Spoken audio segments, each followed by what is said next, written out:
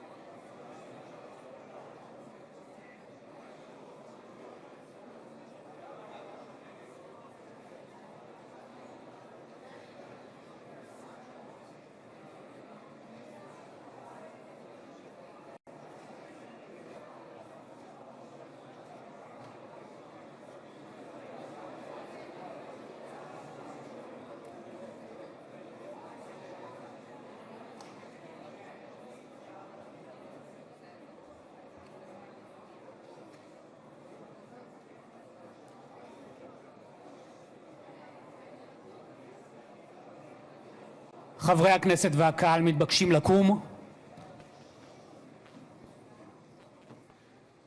כבוד הנשיאים, כבוד ראש הממשלה וכבוד יושב ראש הכנסת.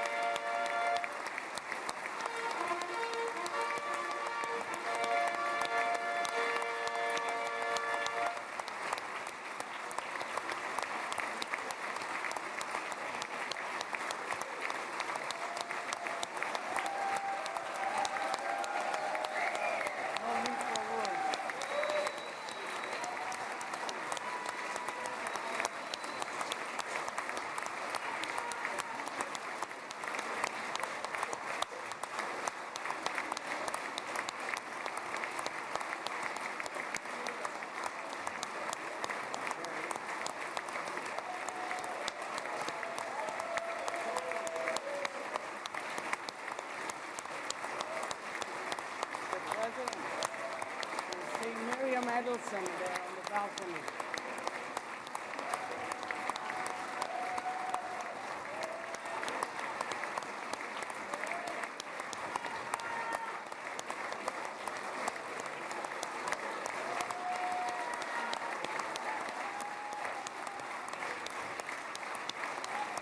So much they love you.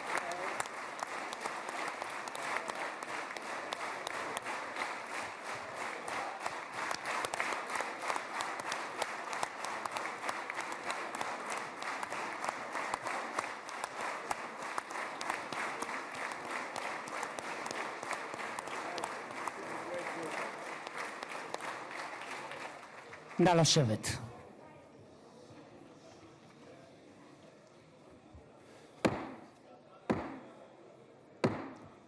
חברות וחברי הכנסת, היום יום שני, כ"א בתשרי התשפ"ו, 13 באוקטובר 2025, ואני מתכבד לפתוח את הישיבה המיוחדת של הכנסת לכבוד נשיא ארצות הברית של אמריקה, מר דונלד ג'יי טראמפ.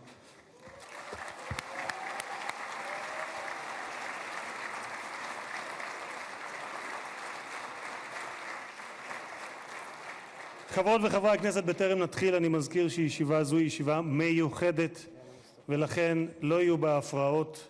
מי שיפריע יוצא מאולם המליאה ולא יורשה לשוב אליה עד תום הישיבה. לא תהיינה אזהרות. בנוסף, ניתן יהיה למחוא כפיים בישיבה זו כפי שכבר ראיתם. כבוד נשיא המדינה יצחק הרצוג ורעייתו מיכל,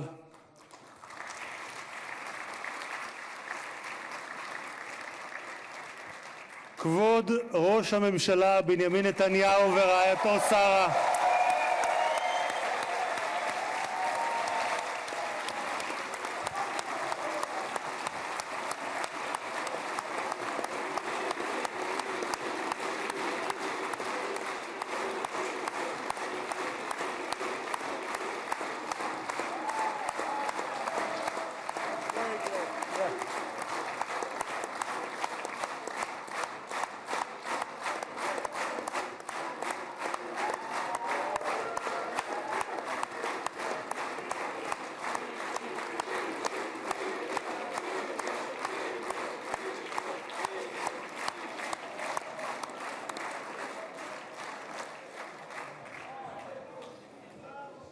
ראש האופוזיציה יאיר לפיד ורעייתו ליהי, שרים וחברי הכנסת, special recognition to Minister Ron Dermer, who led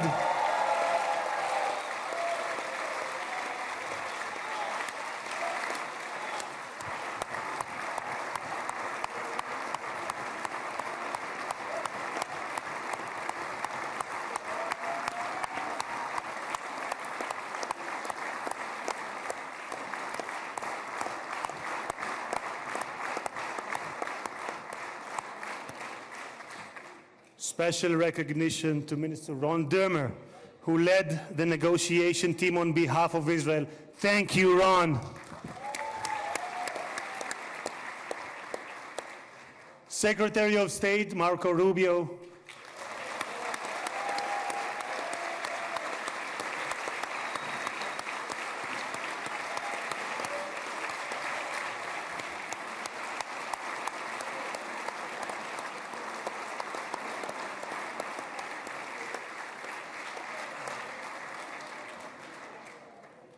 Secretary of War Pete Hegseth,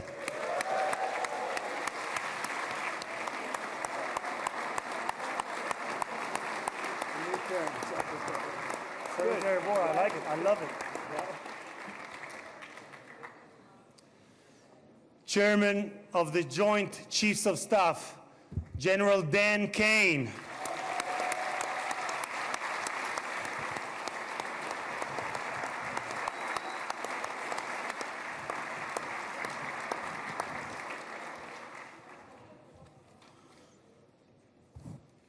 Two key players, President Trump's special envoy, Steve Witkoff, who is here with his partner, Lauren.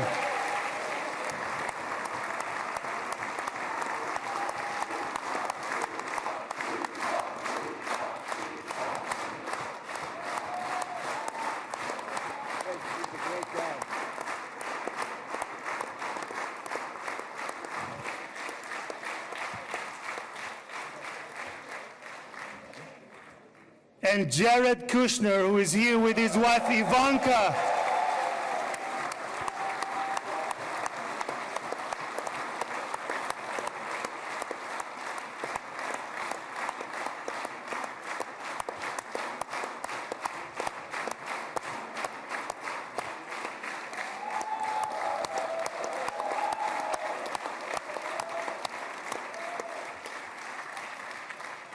And thank you guys for everything that you have done to bring about this day.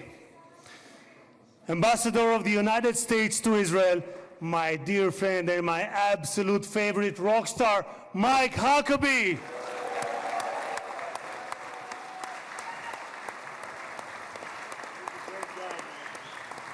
we have Janet? I don't see Janet. Janet's not in. Janet's not here. Okay. שגריר ישראל בארצות הברית, יחיאל לייטר.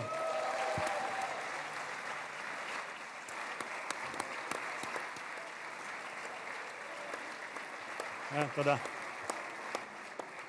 שגרירים וראשי משלחות זרות, ראש עיריית ירושלים משה ליאון ורעייתו סתווית, סגל א' של המדינה, ראשי גופי הביטחון, אלה שנמצאים איתנו ואלה שבשטח, הרמטכ"ל רב אלוף אייל זמיר,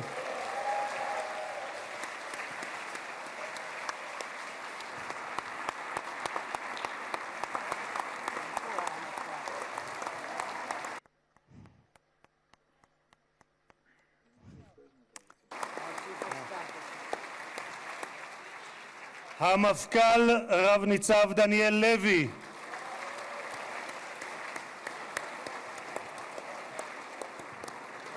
נציב שירות בתי הסוהר רב גונדר קובי יעקבי, Mr. Jacobi, he's one of those who is in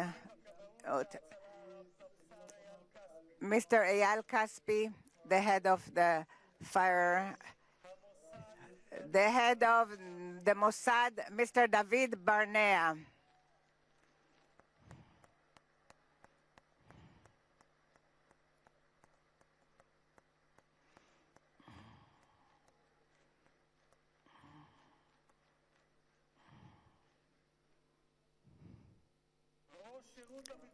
The head of the General Zini, the head of the General Security. Great success to you.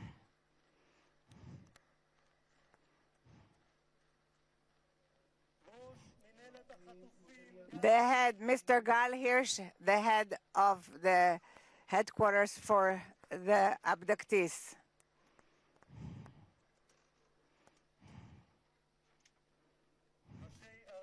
mayors and the local authorities, the chairman of the Knesset who brought about a visit in 3 days, which usually takes 3 months, Mr. Itzik Edry, the secretary of the Knesset, the legal counsel of the Knesset,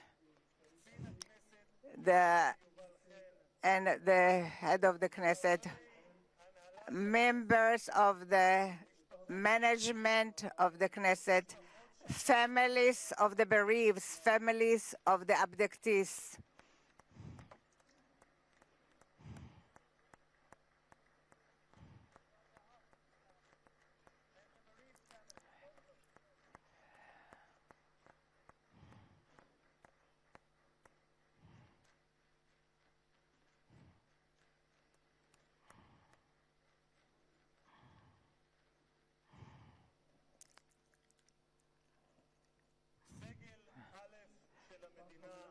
The head great honoraries, and I am exempt the others from mentioning them, dear and the citizens of Israel. I had the special honor to bless together with you the best friend of that Israel ever had in the White House.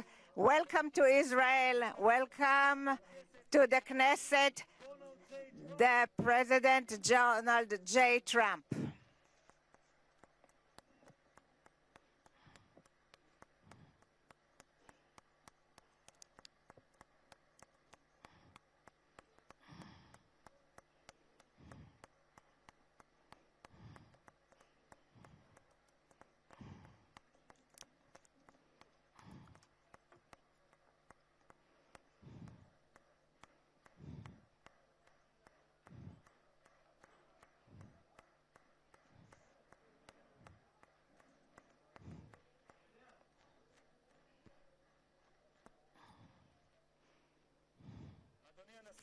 Mr. President, I would like to thank you that you granted the Knesset the honor that it is the first parliament that you are visiting in your present term.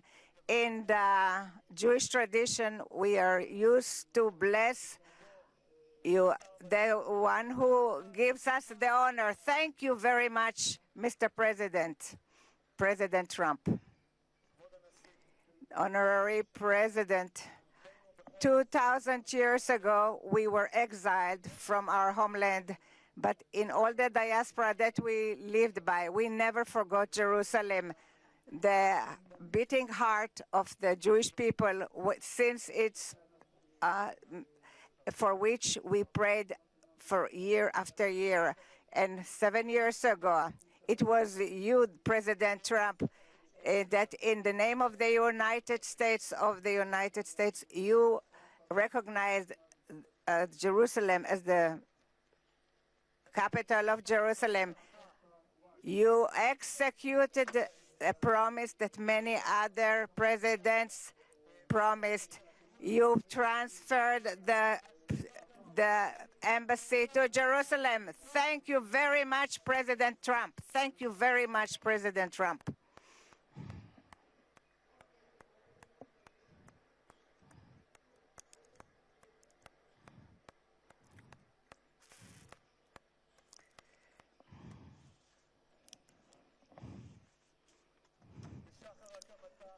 In the dawn of its establishment, Israel was forced to fight, but it always extended its hand to peace. 7 years ago, you led the Abraham Accords, and I had the privilege to serve in this government that signed it, and it was very meaningful for me because 2.5 years ago, I was the first head of the Knesset that was invited to speak in a parliament of Arab country, and it was in the country of Morocco, where my parents came from. You you made its relationship closer in accord that it's peace for peace. Thank you very much, President Trump.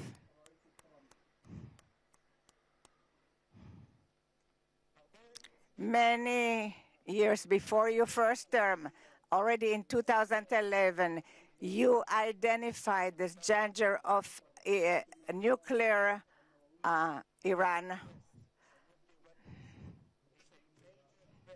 Our nation's national security interests.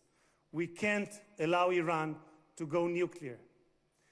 איום על ארצות הברית משמעו איום על העולם החופשי כולו.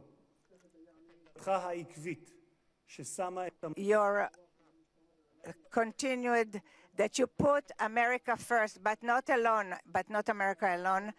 You brought with you to the White House in your 2 terms 4 months ago, after Prime Minister started Rising Lion, you started the Midnight Hammer, which was a very brave action that there was nothing like it until you arrived at the White House. Thus, Mr. President, you prevented a nuclear holocaust that Iran wanted to bring about to the world.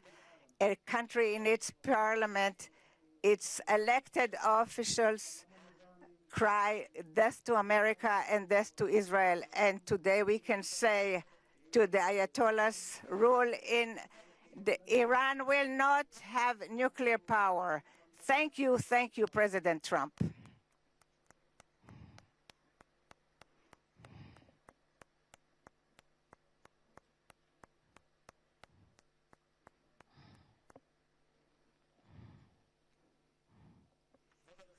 Mr. President, today the Jewish people are ending the holiday of Sukkot, and tomorrow it will be Simchat Torah. And 2 years ago in Simchat Torah, it was the most difficult day for the State of Israel since its establishment and for the Jewish people since the Holocaust.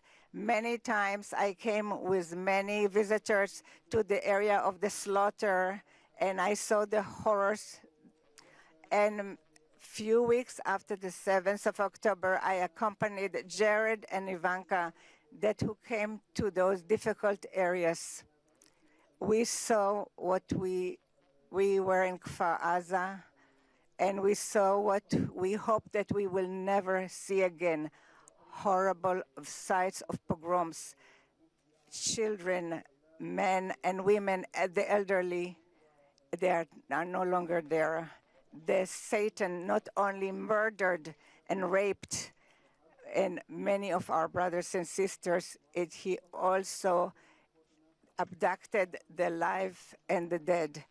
And since then, this has been the longest and the most just war. This wound of our brothers in prison has been when all the nation of Israel has been in pain of the families of the abducted until this morning.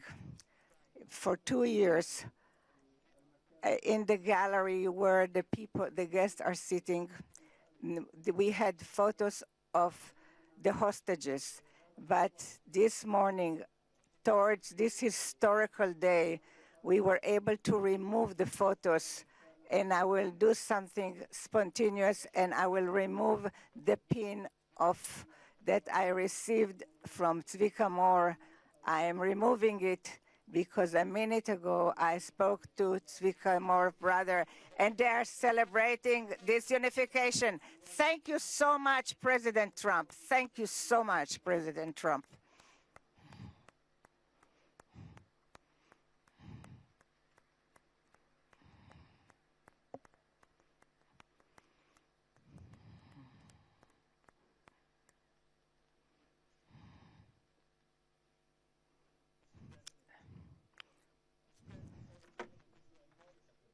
Other American president, but as a giant of Jewish history, one for whom we must look back 2.5 millennia into the mists of time to find a parallel, Cyrus the Great.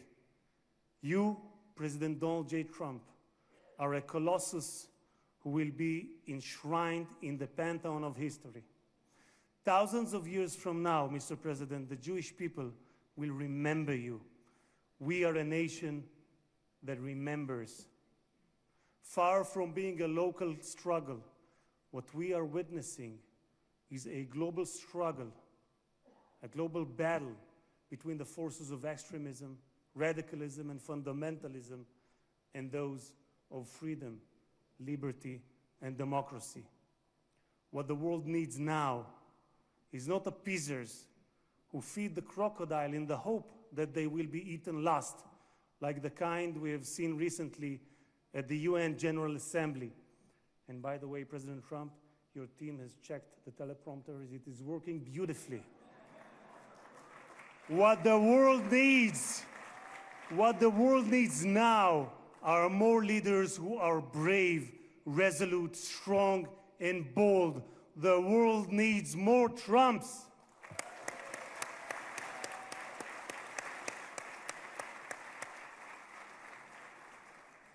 Mr. President, with your permission, I would like to take this moment to address Prime Minister Netanyahu.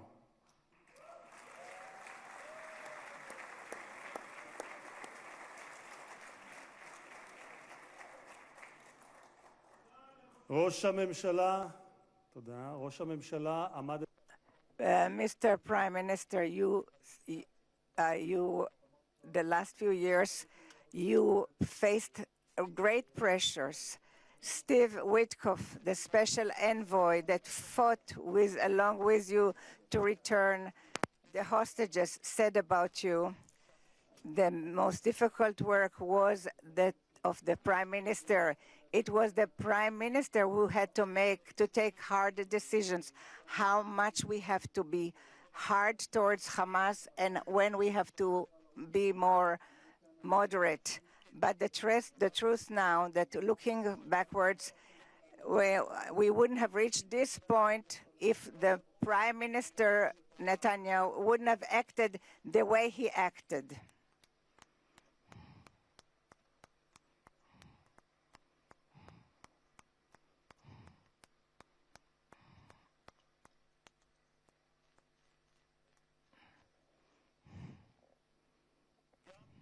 Also, my President Trump believes that the Prime Minister Netanyahu made hard decisions, and there were people who would have been less brave who wouldn't have made these decisions. We are here today because the Hamas did not have an alternative. So says Witkoff. The pressure was great, and therefore we progressed immensely, and this is what brought about this agreement. This is what the envoy Witkoff has stated. Mr. Prime Minister, yesterday, on his way to Israel, the President Trump, that you are the right person at the right time, and I'm proud to say here in front of the whole world that thanks to you, we achieved the great things that we have achieved. Thank you so much, Mr. Prime Minister.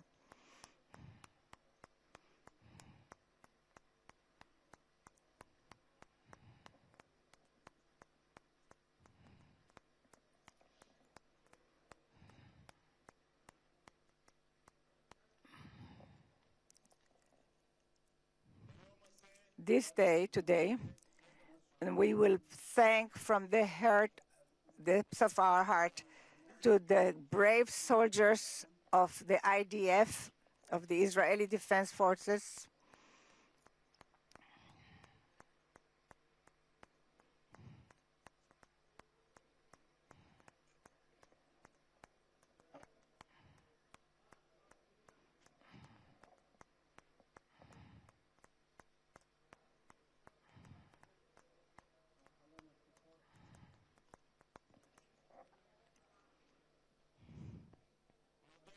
We will thank to the IDF brave soldiers who fought like lions and endangered their lives. in order to protect the state of Israel. Many of them sacrificed their lives for the country that bows its head. Their blood did not die in vain, because with their heroism they brought this state, and their names will be inscribed forever in the hearts of the nation. President. There was not a single person on this planet who did more than you to advance peace. No one even came close. Your election to the presidency marked a turning point, not only for the United States, but for the entire world. Through your strength of character and unwavering resolve, you brought an end to bloody conflicts in no fewer than 8 regions across the globe. In less than 9 months, you became one of the most consequential presidents in history. You saved countless lives that would have been lost without your leadership. And as our sages teach, whoever saves one life, it is as though he has saved an entire world. You have proven that true peace is achieved through strength, and that only those who are prepared to use force in the present can prevent the need to use it in the future. Mr.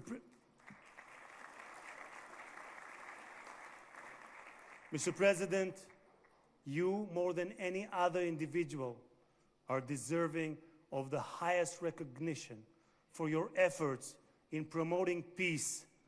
Therefore, I hereby announce that together with our good friend, Speaker of the House, Mike Johnson, we will rally speakers and presidents of parliaments from around the world to submit your candidacy for the Nobel Peace Prize next year. There is no one more deserving than you, President Trump. No one.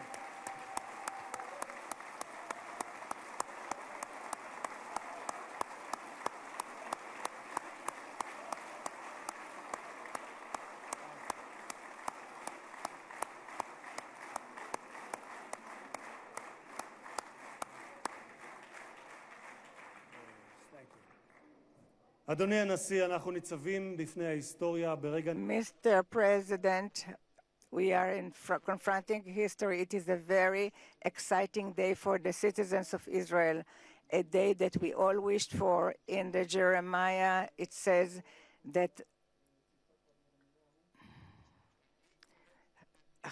from when we hear your cry, there will be a wage for your and they will return from the country of the enemies, and the sons returned to their borders, to their land. The book of Jeremiah.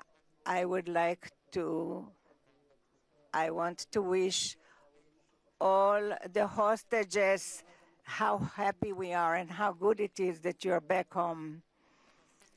The President Trump, who will give us that the God Almighty will bless you, your family, your country, and all those who are dear to you, and will make America. And may God bless the state of Israel. תודה רבה וחג שמח.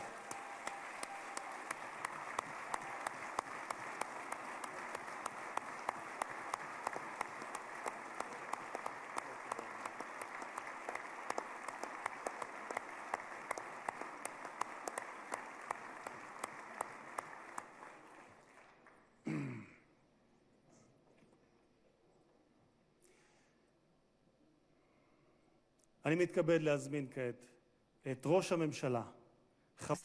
I am inviting now Mr. Benjamin Netanyahu, the Prime Minister, to say a few words.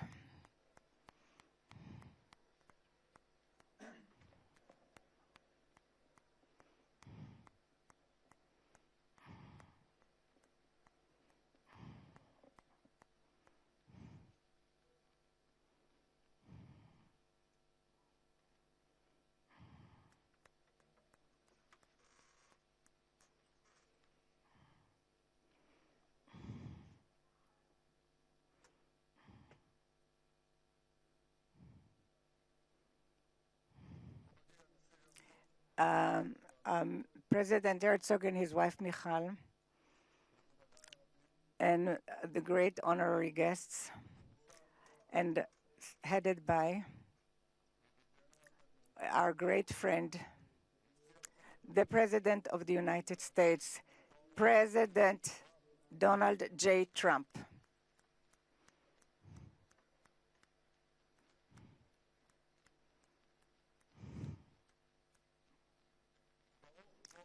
Welcome to Jerusalem, our eternal capital. Welcome to Israel in this moving day, exciting day that will be inscribed in the history, on the annals of Israel. And you too, Mr. President, will be inscribed in the history of our nation. And you are already inscribed in the history of the world. And we remember our friends. We know your part, your important part, and the determined part of the return of the hostages in this day, when we were informed today, an hour ago, that all our live hostages returned back to us. What excitement.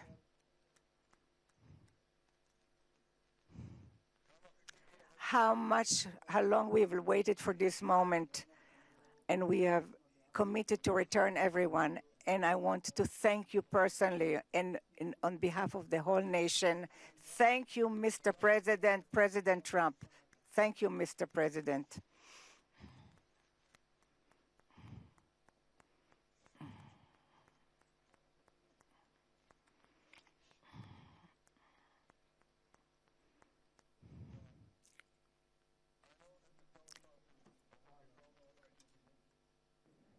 But I'm not sure about the translation.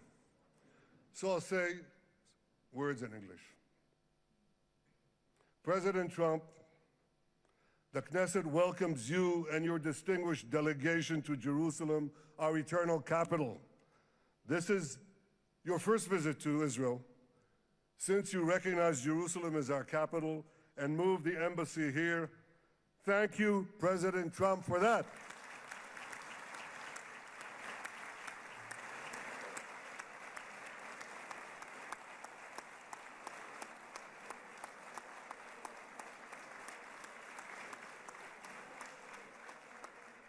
There are many other reasons to thank you since your last visit here. Thank you for recognizing Israeli sovereignty over the Golan Heights.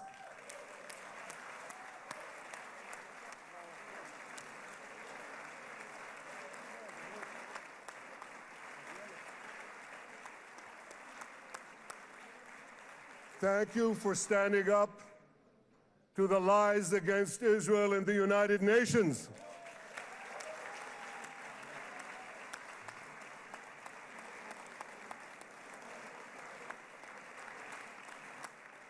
Thank you for recognizing in your 2020 peace plan our rights in Judea and Samaria, the ancestral homeland of the Jewish people.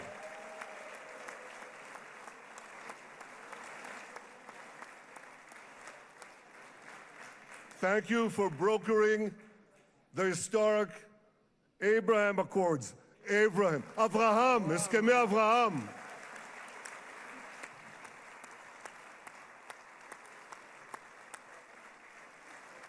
Thank you for withdrawing from the disastrous Iran nuclear deal.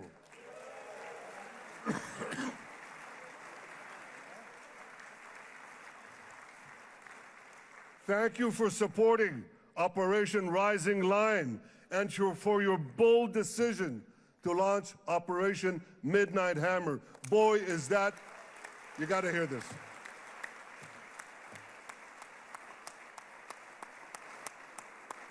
This is the most fitting name ever named for a military operation, because a little after midnight, you really hammered them.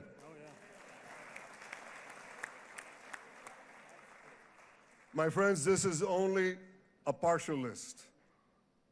but it's enough to affirm what I've said time and again. Donald Trump is the greatest friend that the state of Israel has ever had in the White House.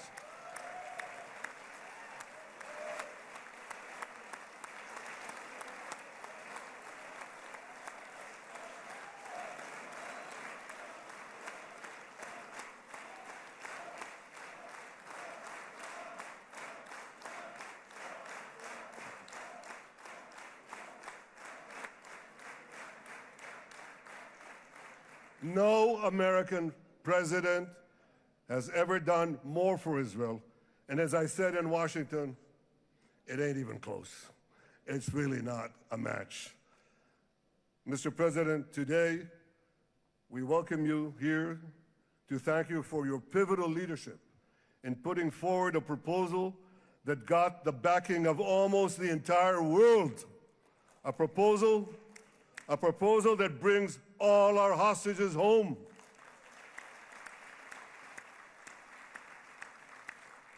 A proposal that ends the war by achieving all our objectives.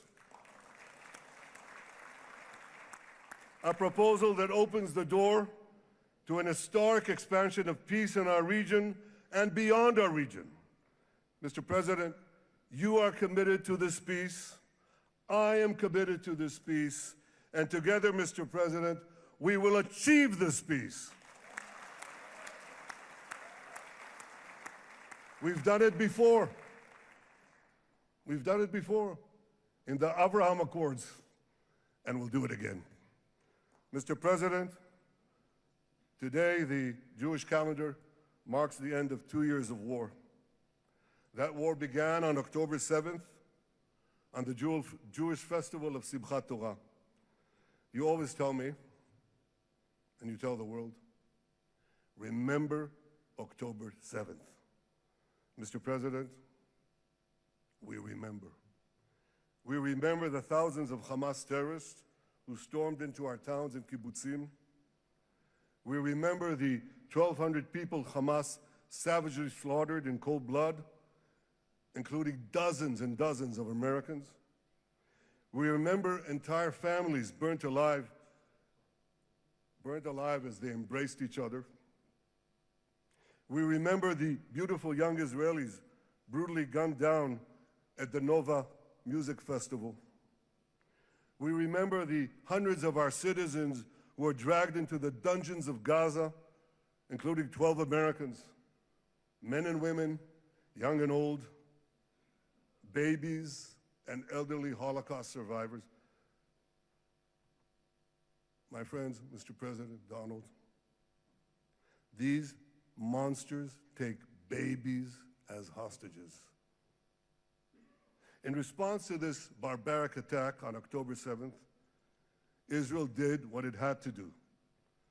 With indomitable courage, we set out to defend our people, to defeat our enemies, and to release our hostages. Our heroic soldiers fought like lions. They fought on the front lines of civilization and barbarism. Israel achieved amazing victories over Hamas and the entire Iran terror axis. Sinwar, Dev, Hania, Nasrallah, Assad, they're all gone.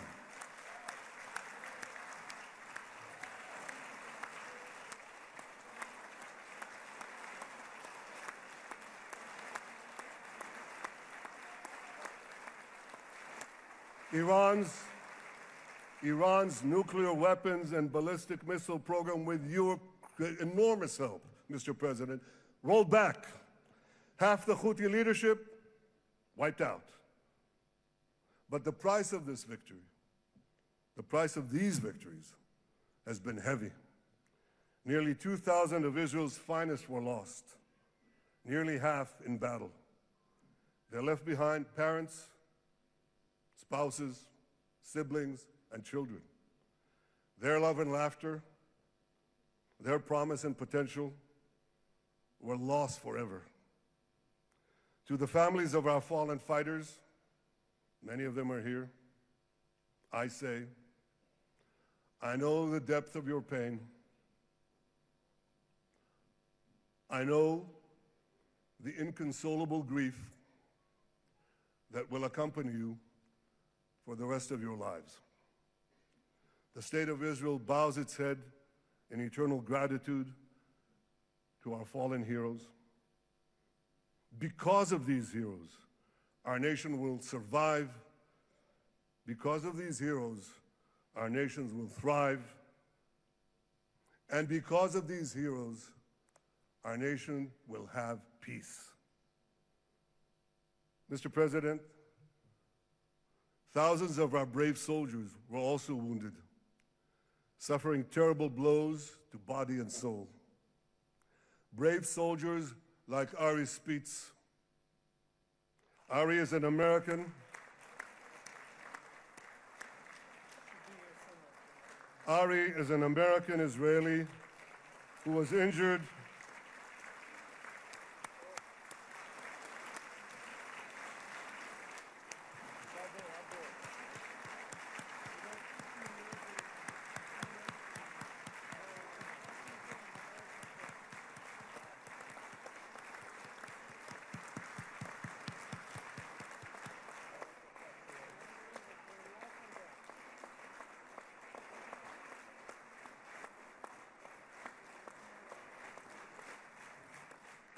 Ari is an American Israeli who was injured in Gaza while searching for Hamas terrorists and weapons.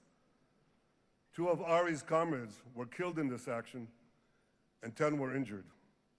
Ari was presumed dead, but made a miraculous recovery despite losing 3 limbs. Ari, stand up for a minute alone. Stand up. There you go. There. Ari, you are the spirit of Joshua. You are the spirit of David. You are the spirit of the Maccabees. You are the spirit of Israel. I salute you. We all salute you.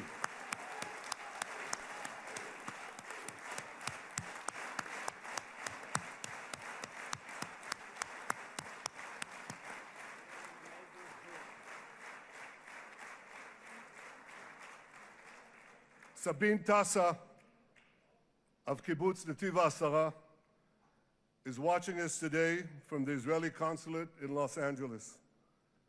Sabine lost her husband and her oldest son on October 7th. She is the mother of 3 other boys. 2 of them, Koren and Shai, witnessed their father jump on a Hamas grenade to save his 2 sons.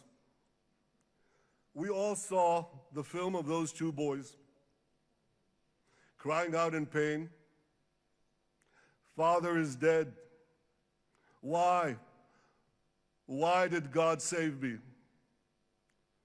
Mr. President, my friend Donald, I've seen some very tough things in my life. But I couldn't bring myself to watch those boys suffering again. So I didn't see this film except once.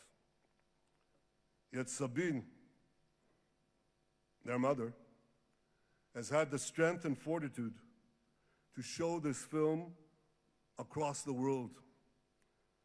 And my wife Sarah and I asked her, "Sabine, how do you do it? Why do you do it?" And she answered, "I do it to show the entire world the monsters Israel is fighting and the justice of our cause." This is what she's doing once again in Los Angeles. Sabine, you can hear me now, so I want to tell you on behalf of all of us, you embody the spirit of our biblical heroines, Deborah, Ruth, and Esther.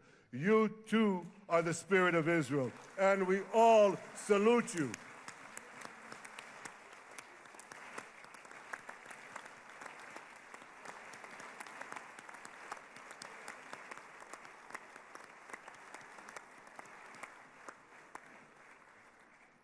Mr. President, you asked me on our many conversations during the 12-day war with Iran, you asked me, how are the people holding up? And I said to you, our people are strong. Israelis are a nation of lions. with unlimited resolve to defend our country and secure our future. The people give strength to our soldiers, and the people give strength to me and to my colleagues. The Jewish people have risen from the ashes time and again, but when we formed the State of Israel and the Army of Israel, we pledged never again would be defenseless against our enemies. And that resolute strength not only assures our survival, it assures our future, it assures peace. We have paid a high price for this war, but our enemies now understand just how powerful and just how determined Israel is. They understand that attacking Israel on October 7th was a catastrophic mistake. They understand that Israel is strong and that Israel is here to stay. And this, Mr. President, is the indispensable foundation of peace. Peace through strength. Ladies and gentlemen, this is a momentous day, a day of great joy as the remaining hostages come home. My wife Sarah and I have met with the hostage families many times. There were no words to describe their agony, only tears of bottomless sorrow and unimaginable pain. At the beginning of the war, I promised to bring all the hostages home. Today, with the indispensable help, the determined and focused help, the unremitting help of President Trump and his team, and with the incredible sacrifice and courage of the soldiers of Israel, we are fulfilling that promise.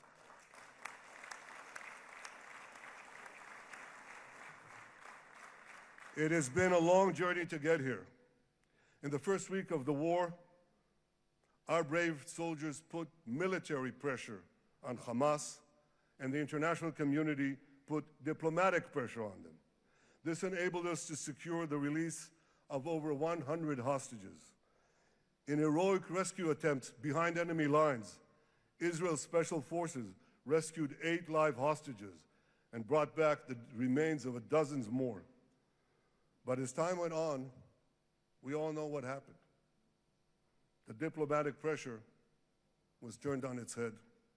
More and more governments bought into Hamas's false propaganda. More and more governments succumbed to anti-Semitic mobs in their own countries. They just turned on Israel.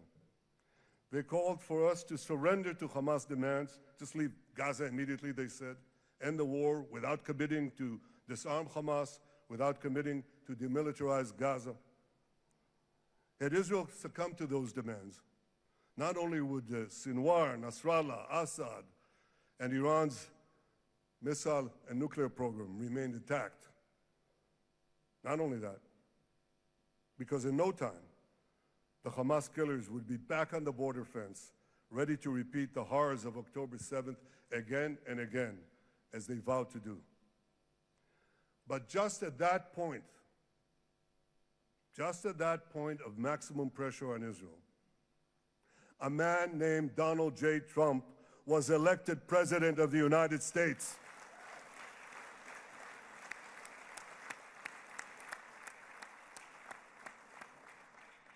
And ladies and gentlemen, overnight, everything changed. Everything. We felt it right here. Mr. President, thanks to your unequivocal backing of Israel, we secured a second hostage deal within weeks of your election. And in the months that followed, we worked closely together to forge a path to bring the remaining hostages home and end the war. End the war in a way that ensures the disarming of Hamas, the demilitarization of Gaza, and that Gaza would never again pose a threat to Israel. 2 months ago, you fully backed my decision to send the IDF into the last Hamas stronghold in Gaza City. You shared my view that this military pressure would help free the hostages. And despite all the criticism, all the naysayers, we were right. Hamas caved in. And 2 weeks ago, you succeeded in doing something miraculous. You succeeded in doing something that no one believed was possible. You brought most of the Arab world, you brought most of the world behind your proposal to free the hostages and end the war. I want to thank Steve Witkoff, Jared Kushner, and Ron Dermer for their great contribution to this effort.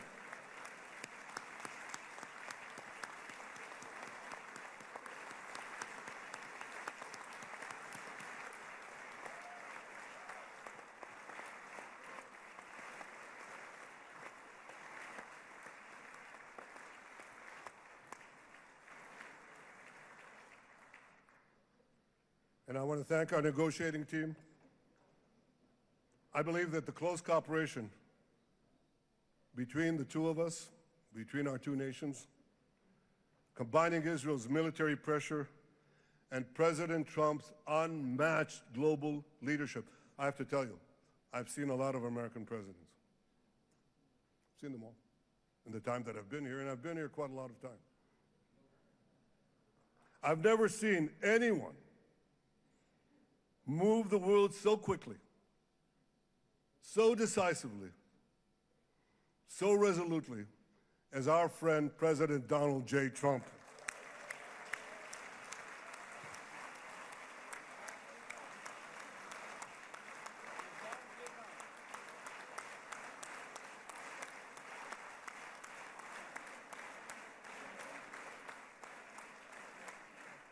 With our military pressure and President Trump's global leadership, we achieved this historic moment. It's a moment of indescribable joy as our nation embraces our sons who are coming home. Mr. President, this week, Jews around the world are going to read the book of Ecclesiastes, Kohelet, in the Bible. The Bible has many miraculous moments.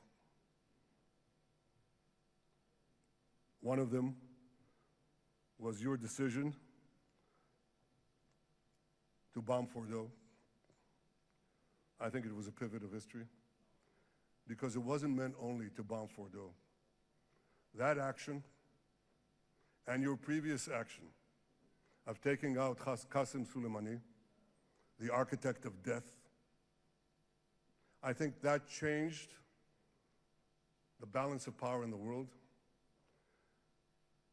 You brought America back again to the driver's seat.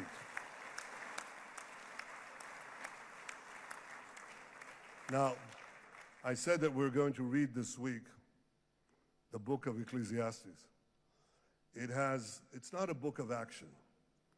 It's a book of meditations, of thought, a perspective on life and on death.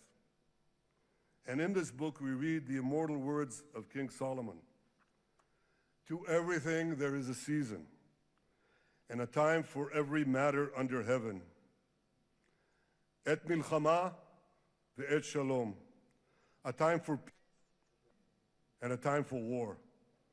The last 2 years have been a time of war. The coming years will hopefully be a time for peace.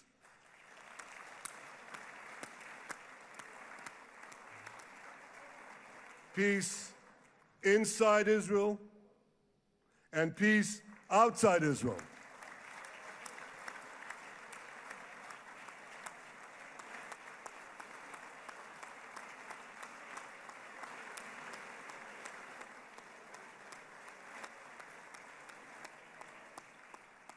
I look forward to continuing marching with you on the path we paved together with the Abraham Accords. Under your leadership, we can forge new peace treaties with Arab countries in the region and Muslim countries beyond the region. Abraham's children will work together to build a better future, a future that will unite civilization against barbarism, light against darkness, and hope against despair. And my friends, I believe that with President Trump's leadership, this will happen a lot faster than people think.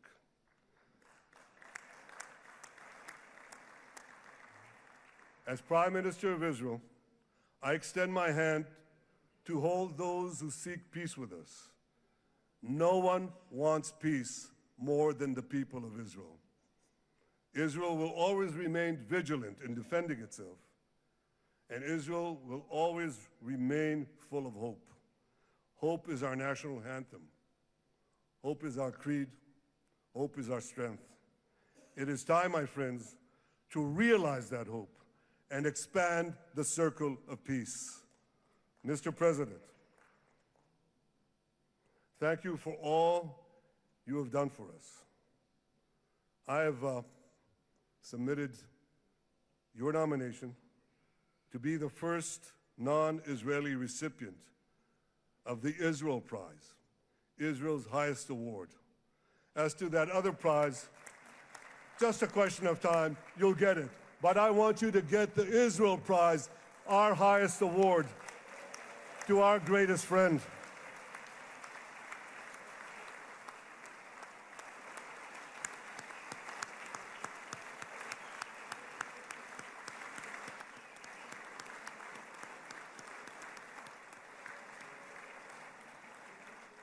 When others were weak, you were strong. When others were fearful, you were bold. When others abandoned us, you stood by our side. On behalf of the government and people of Israel, I thank you for your extraordinary friendship. Thank you for helping bring our hostages home. Thank you for supporting Israel's march to victory. Thank you for paving a path to peace. מכובדי נשיא ארצות הברית, ידידי דונלד. Honorary President, welcome to Israel. Welcome to Jerusalem. Welcome in this exciting day that brought us to this day.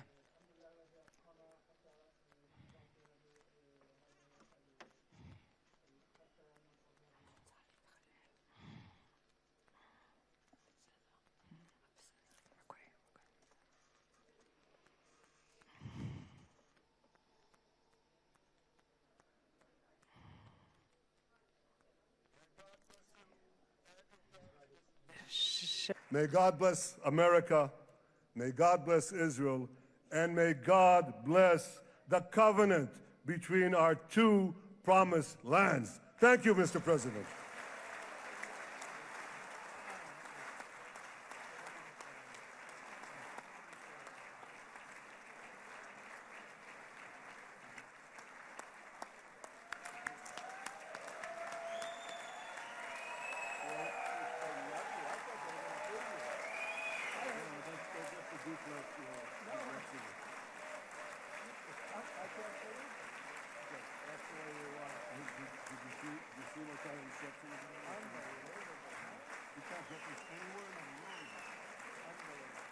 But you'll get it in the morning. Thank you.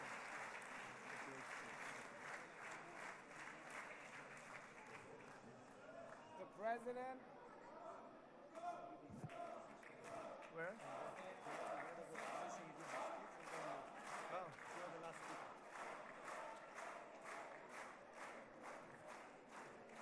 Come on up, opposition. Come on, opposition.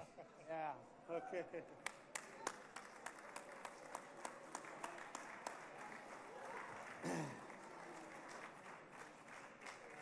אני מתכבד להזמין כעת את ראש האופוזיציה, חבר הכנסת יאיר לפיד.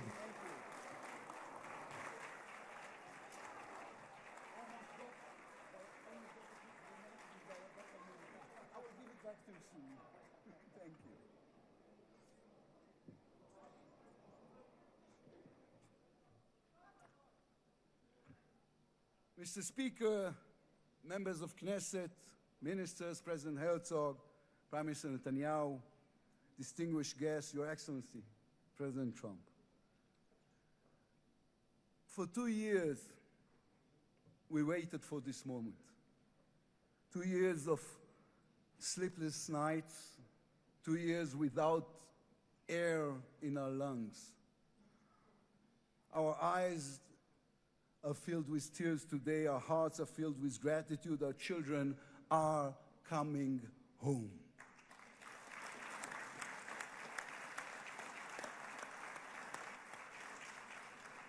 In the Babylonian Talmud, a sacred book of the Jewish people, it is written, whoever destroys one life, it is as though he destroyed an entire world, and whoever saves one life, it is though as he has saved an entire world. Mr. President, you have saved the lives of our hostages.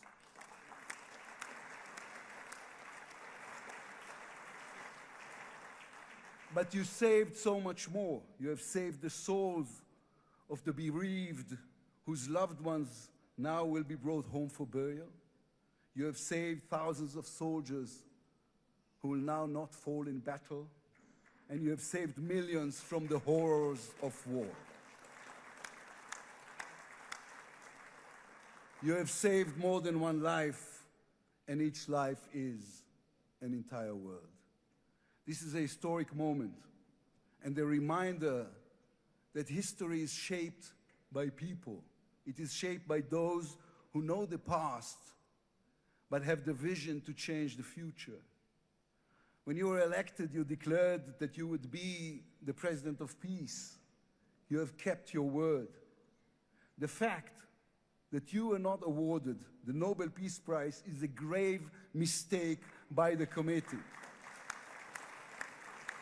But they will have no choice, Mr. President. They will have to award it to you next year.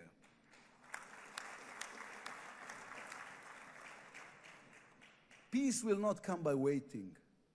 It will come by building, by reaching out, and by daring once again to believe. You, Mr. President, have done the unimaginable. We will be eternally grateful. But we also need to take responsibility. The destiny of Israel will always be written by the people of Israel. We must now prove ourselves worthy of what has been achieved. From its founding, Israel has said to the world that our strength, our power, rest upon our values. Israel is the strongest country in the Middle East because we are the only democracy in the Middle East. Because we believe in the principles laid in our Declaration of Independence, which says Israel will ensure complete equality of social and political rights to all its inhabitants, irrespective of religion, race, or sex. It will guarantee freedom of religion, conscience, language, education, and culture. It will safeguard the holy places for all religions. Those are our values. That is who we are as people, as a country. Our neighbors must understand one more thing about us. We are not going anywhere.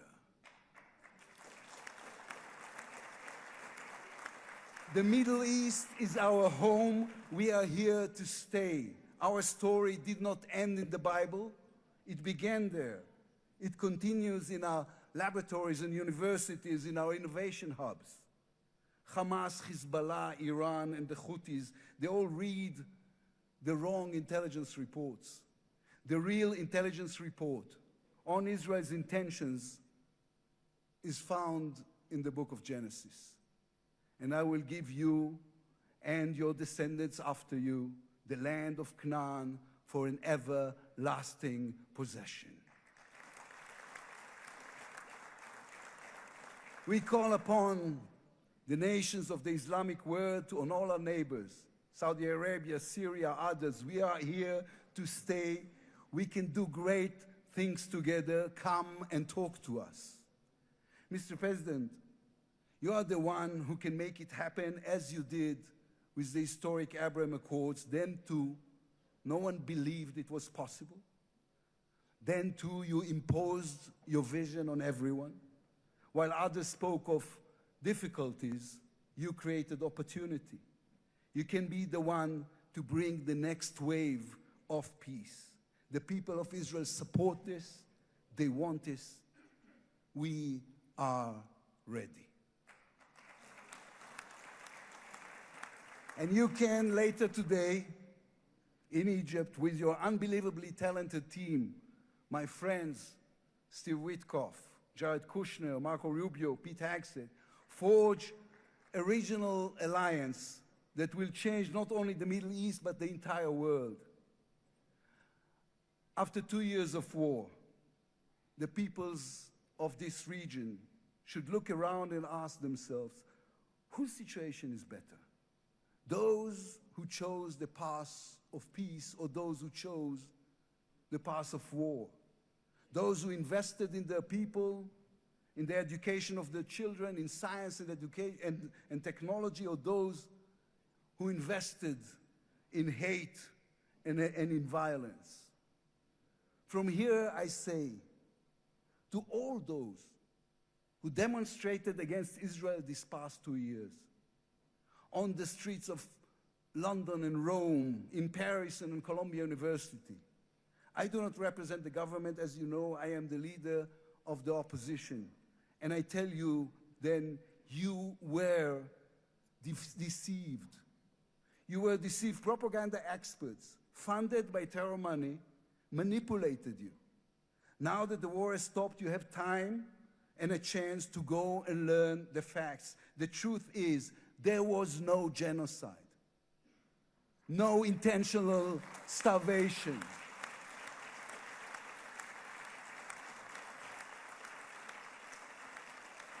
The truth is, there was an army and a country fighting in the most complicated conditions imaginable against terrorists who send their own children to die for a follow-up, who use their own children as human shields. The truth is that a democratic state was attacked by a fanatical terrorist organization. 1,200 people were killed in one day, women were raped, babies were burned alive. And all that, on all the while, they played with your minds, selling you the absurd idea that supporting Islamic terror is somehow a liberal value. There is good and evil in this world. When you stand with Hamas, you stand with evil. When you stand with Hezbollah, you stand with evil. When you stand with the Iranian regime, you stand with evil. When you stand with Israel, you stand on the side of justice.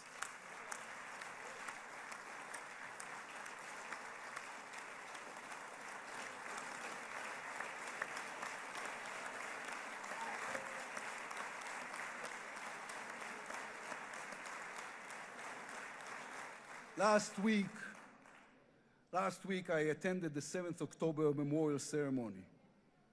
An inspirational woman called Galit Dan spoke on stage. Galit had a daughter, Noya, a 13-year-old girl who was autistic like my daughter. And Noya was full of light. She loved Harry Potter. On that dark day, Noya was sleeping at her grandmother's, Carmela's house in Kibbutz Nir Oz. Carmela was 80 years old. Their bodies, grandmother and granddaughter, were found embraced. They were murdered together. On stage at the ceremony, Galit said a sentence that moved us all. We don't want revenge, she said. We want redemption. Today, the redemption begins. Israel has endured 2 terrible years on the battlefield and in the international arena.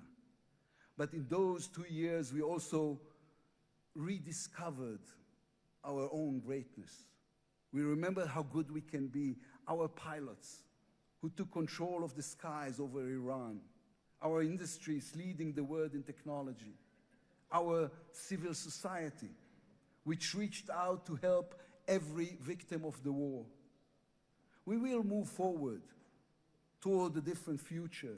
Our heroic soldiers who saved us all will fold away their uniforms and rise as teachers and engineers, scientists and innovators, investors and small business owners. We will never be able to repay the debt to those who sacrificed everything these past years, to those who, as President Lincoln said, gave the last full measure of devotion. We can only be worthy of them, worthy of their sacrifice. Mr. President, allow me to speak also to the businessman in you, the deal maker who understands value. If there were one stock in the world I would invest in today, it is the State of Israel. If there were one nation that deserves unrestricted access to GPU chips, to AI and SMR technologies, to American markets, it is the State of Israel. Israel's future is intertwined with our eternal alliance, our strategic and moral covenant with our greatest friends, the United States of America. This war is over. We will always need to stay vigilant, to guard against those who seek our destruction. But the State of Israel is about to reinvent itself. The challenges ahead demand not only strength, but a new vision. It's time to take a new path, to be a nation that is advanced and thriving and peace-seeking. We have waited for this moment, for the end of the war, for the return of the hostages, for the chance to rechannel our grief and loss into the energy needed to rebuild our nation. Thanks to you, Mr. President. Thanks to our soldiers, our lions. Thanks to the millions of great Israeli patriots who filled the streets and the square and never, not for one moment, gave up on the hostages. Thanks to all of them, the strength within us can now rise, succeed, and build for our future and for our children. Thank you very much. God bless the United States of America. Am Israel Chai.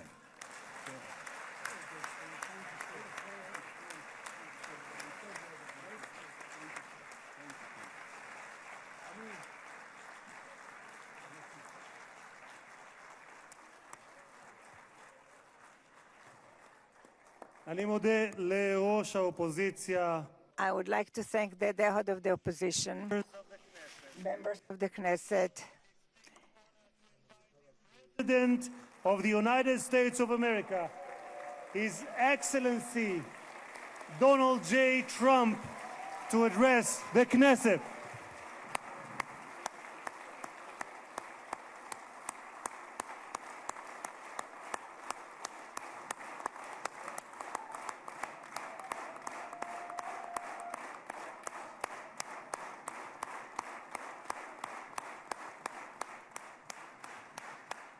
Thank you very much. Thank you. Thank you very much, everybody. It's a great honor. Nice place. Very nice place. Mr. President, Mr. Prime Minister, Mr. Speaker, esteemed members of the Knesset and cherished citizens of Israel, we gather on a day of profound joy, of soaring hope, of renewed faith, and above all, a day to give our deepest thanks to the Almighty God of Abraham, Isaac, and Jacob.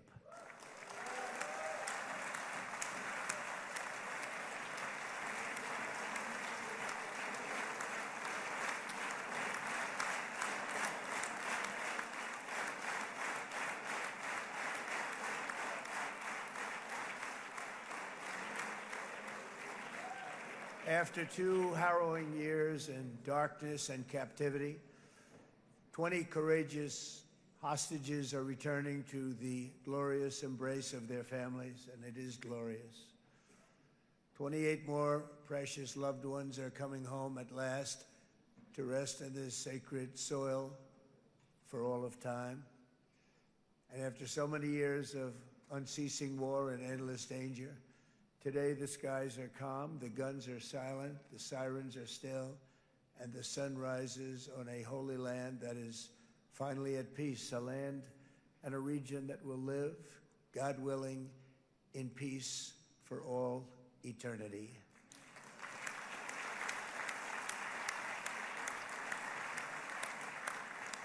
This is not only the end of a war, this is the end of an age of terror and death and the beginning of the age of faith and hope and of God. It's the start of a grand concord and lasting harmony for Israel and all the nations of what will soon be a truly magnificent region. I believe that so strongly.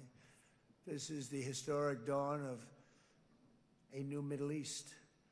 I want to express my gratitude to a man of exceptional courage and patriotism whose partnership did so much to make this momentous day possible. You know who I'm talking about. There's only one, Prime Minister Benjamin Netanyahu. Bibi, please stand up.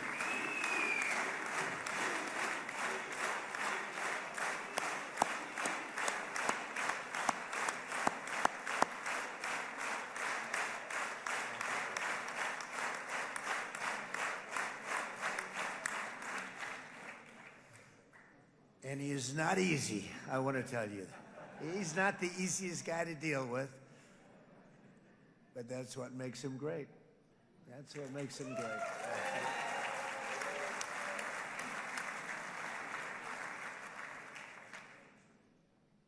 Thank you very much, baby. Great job.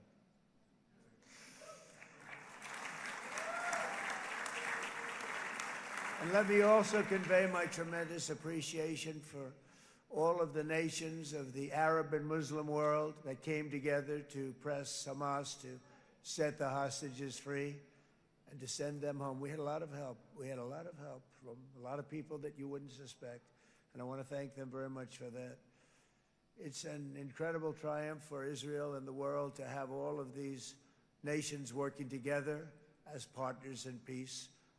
And it's pretty unusual for you to see that, but it happened in this case. This was a very unusual point in time, a brilliant point in time.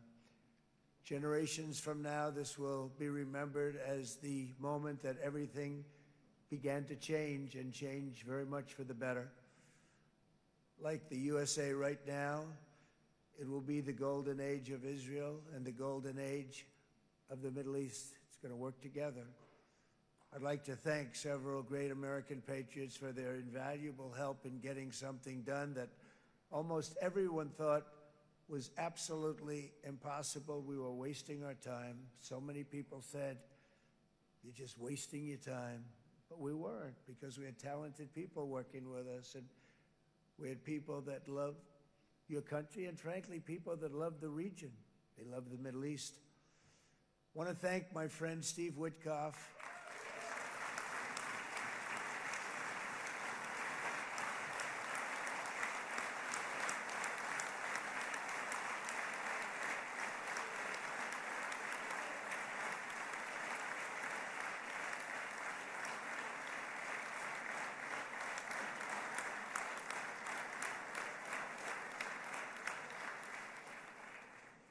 You know, Steve was chosen by me. He never did this before, but I knew him as a few things. He was a great businessman, but I know a lot of great businessmen, to be honest with you. He had tremendous negotiating skills, but I know a lot of people that negotiate pretty well, although it is an art. But there are people that can negotiate pretty well. But most importantly with Steve, he's just a great guy. Everybody loved him. Everybody. I mean, I know some negotiators that are so good, but you wouldn't have had peace in the Middle East. It would be in World War III right now with some of these guys. Everybody loves Steve, and they respect him, and they somehow can relate to him. I've known him for many years, and I've seen it over and over again. להוציא את חבר הכנסת עודה, להוציא אותו מהאולם, להוציא אותו מיד, החוצה, החוצה. Please expel this Knesset member. Please expel this Knesset member. Please, expel Knesset member Kasif out of the hall. Please expel him immediately.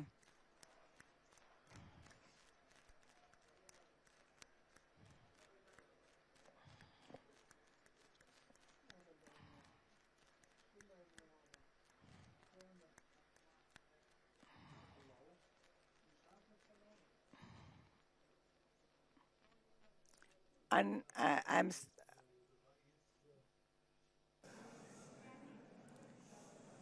That was very efficient.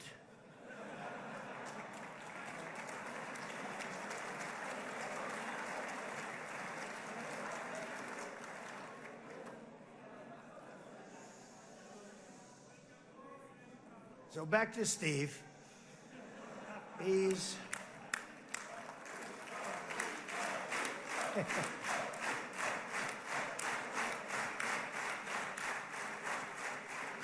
But I tell one story because he was so involved, and then we called in Jared. We need that brain on occasion. We got to get Jared in here. We got to get a certain group of people. But Steve started this all by himself. I call him Henry Kissinger, who doesn't leak, okay? Henry is a big leaker. He leaked. Steve doesn't leak. Steve just wants to get the job done. He wants to do what's right. But I'll give you just a quick story because, as you know, he's working on the war with Russia and Ukraine, a war that would have never happened if I were president. A shame. 7,000 young soldiers a week are being killed. More than that this last week. It's a shame. Should have never happened. But it did happen, and we won the race, and I took over this horrible war that's been raging, and I thought it would be easily settled. I thought it was a hell of a lot easier than doing what we just did very successfully with Israel and a lot of other people. But this came first, and we'll get that one. But I set up a meeting for him to meet with President Putin, thinking it would be a 15 or a 20-minute meeting. Steve had no idea about Russia, had no idea about Putin too much, didn't know too much about politics, wasn't that interested. He was really good at real estate, but he had that quality that I was looking for, and I didn't see it around in too many ways. And I set up the meeting with Putin, and I called. I said, is Steve finished yet? That was about a half an hour into the meeting. No, sir, he's not. He's still inside. This is in Moscow. I said, well, how's he doing? I don't know, sir. He's still inside. I called up an hour later. Let me speak to Steve. Sir, he's still with Putin. He's with President Putin. I said, wow, it's a long meeting, 1 hour. I called up an hour later, he was still with Putin. 3 hours later, he was still with Putin. 4 hours later, he started to get the word that he was going to be coming out soon. And in 5 hours, he came out. I said, what the hell were you talking about for 5 hours? And he says, just a lot of interesting things. We're talking about a lot of interesting things, including what he went in there for, but you can't talk about it for 5. You can talk about it for a certain period of time, and you know what you're getting. But that's a talent. That's a talent, where you can do that. Most people I'd send in, number one, they wouldn't be accepted. Number two, if they were, the meeting would last 5 minutes, and that's what happens with Steve. Everybody loves him. They love him on this side. They love him on the other side. And he really is. He's a great negotiator because he's a great guy. So thank you very much, Steve, very much.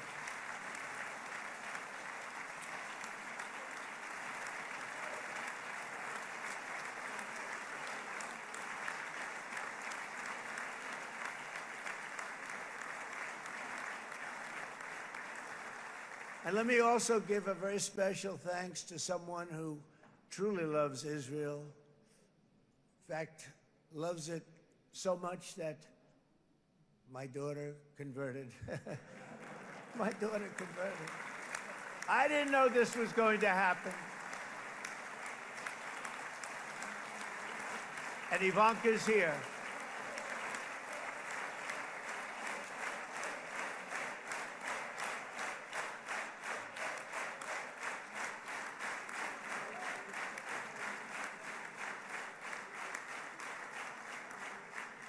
And Bibi, you do know this was not in the cards for me. You understand that. And she is so happy, and they are so happy. At least I think they're happy. If they're not, we have a big story, right? No, they have a great marriage, and they get along great. They're best friends. They have a very special relationship. But Jared has been so helpful. He really did something very special. He established the Abraham Accords with a group of very wonderful people. I like calling it the Avraham Accords, because people that, right? Avraham. It's so cool. It's so much sort of nicer, you know, the Abraham versus the Avraham.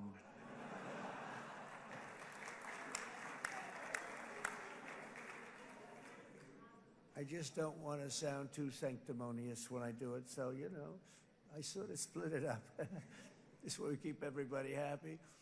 But we have some very great talent, and they have no excuses for anything that's taken place, because we had some unbelievably good people working on this. And then you're going to add a man named Marco Rubio, who is also here.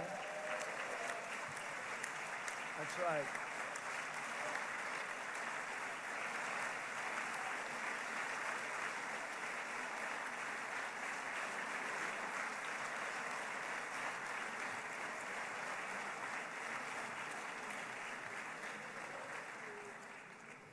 And I have a prediction that Marco will go down, I mean this, as the greatest Secretary of State in the history of the United States. I believe that. I believe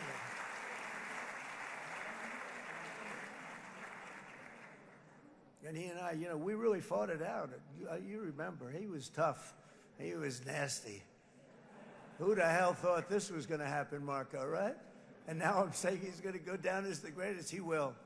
He was always smart and sharp, and people respect him. And then we have somebody who's young, but an unbelievable leader. I saw it a long time ago, and he's turned out to be even better than we thought. Right, Susie? I think even better. And that's Pete Hegseth, who is our Secretary of War, formerly Secretary of Defense.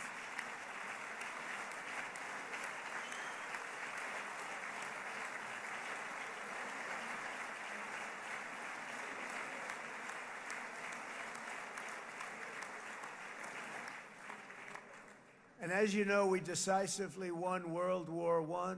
We decisively won World War II decisively. And everything in between and everything before it, we won everything. And then they had the brilliant idea of changing the name from war, you know, it was war, to defense. And with that went a certain thinking. And we fought in a very politically correct way after that. We always had the strongest military, and now we have a stronger military than we've ever had before. Because of my first term, I've totally rebuilt the military, every aspect of it.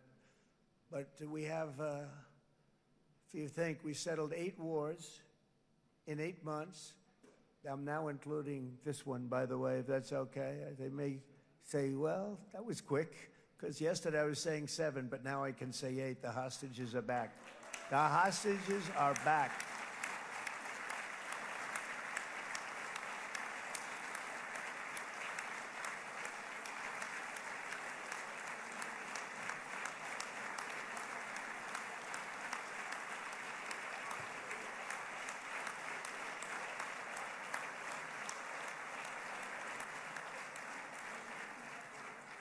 It is a good feeling. Isn't that nice to say? You know, I just said the hostage. First time I said the hostages are back. It feels so good to say it.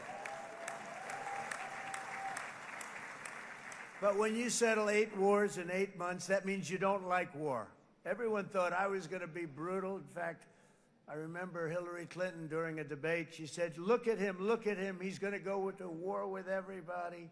And actually, she said, he's got a personality that's all about war. No, my personality actually is all about stopping wars, and it seems to work. Seems to work. But it also means this name change and our attitude that we're not going to go into a war, but if we do, we're going to win that war like nobody has ever won a war before. We will not be politically correct, but we're not going to be there. And I think, you know, as you mentioned, Bibi, before, peace through strength, and that's what it's all about. The United States has the greatest and most powerful military in the, right now, history of the world. I can tell you we have weapons that nobody's ever dreamt of. I only hope we never have to use them. I rebuilt the military. I was proud to do it, but some of the things I hated to do. I hated certain of the weapons because the level of power is so enormous, it's so dangerous, so bad. But we have to do what we have to do. We make the best weapons in the world, and we've got a lot of them. And we've given a lot to Israel, frankly. And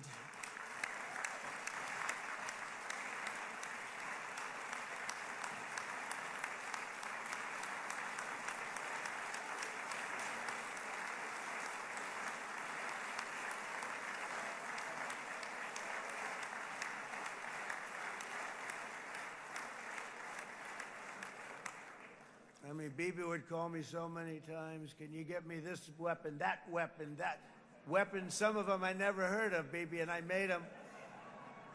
But we'd get them here, wouldn't we? And they are the best. They are the best. But you used them well. It also takes people that know how to use them. And you obviously used them very well. But so many that Israel became strong and powerful, which ultimately led to peace. That's what led to peace.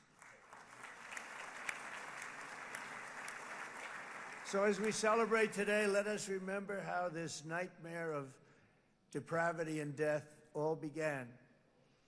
2 years ago, on the eve of the Simchat Torah holiday, thousands of innocent Israeli civilians were attacked by terrorists, and one of the most evil and heinous desecrations of innocent life the world has ever seen, the worst slaughter of Jews since the Holocaust.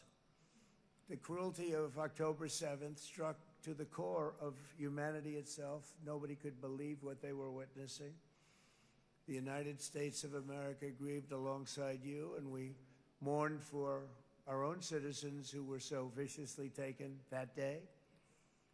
And to all the families whose lives were forever changed by the atrocities of that day, and all of the people of Israel, please know that America joins you in those two everlasting vows: never forget and never again.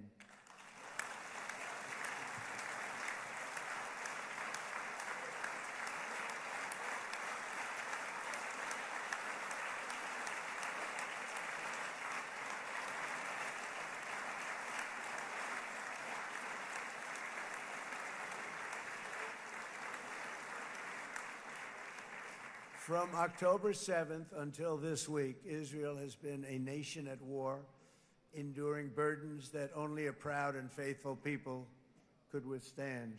It was a very tough period of time. For so many families across this land, it has been years since you've known a single day of true peace.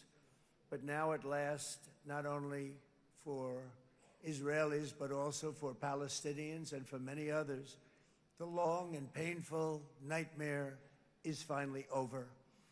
And as the dust settles, the smoke fades, the debris is removed, and the ashes cleaned from the air, the day that breaks on a region transformed, and a beautiful and much brighter future appears suddenly within your reach. This is now a very exciting time for Israel and for the entire Middle East, because all across the Middle East, the forces of chaos, terror, and ruin that have plagued the region for decades now stand weakened, isolated, and totally defeated. A new coalition of proud and responsible nations is emerging, and because of us, the enemies of all civilization are in retreat. thanks to the bravery and incredible skill of the Israeli Defense Forces in Operation Rising Lion.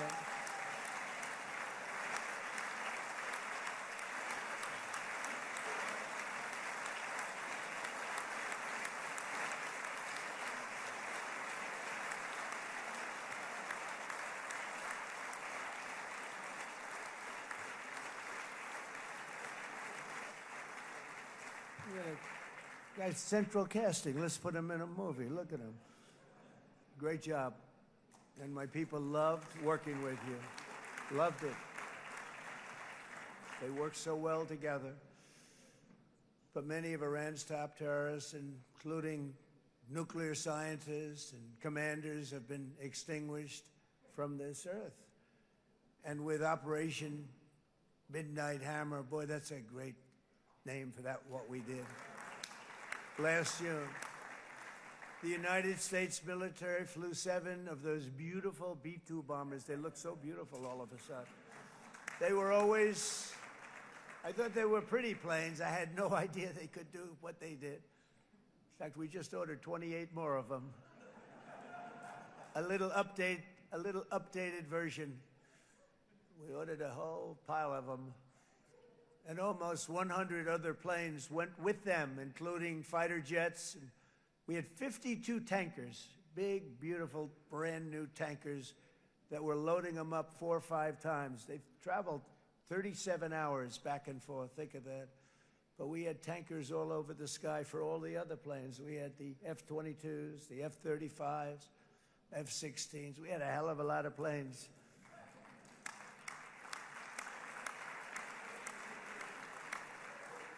So we had 52 gas stations in the sky. That's what they call them. I'll tell you, I wouldn't want to be flying one of them. We have our great General Raisin Cain right here. General, stand up. This guy. What a general. Thank you.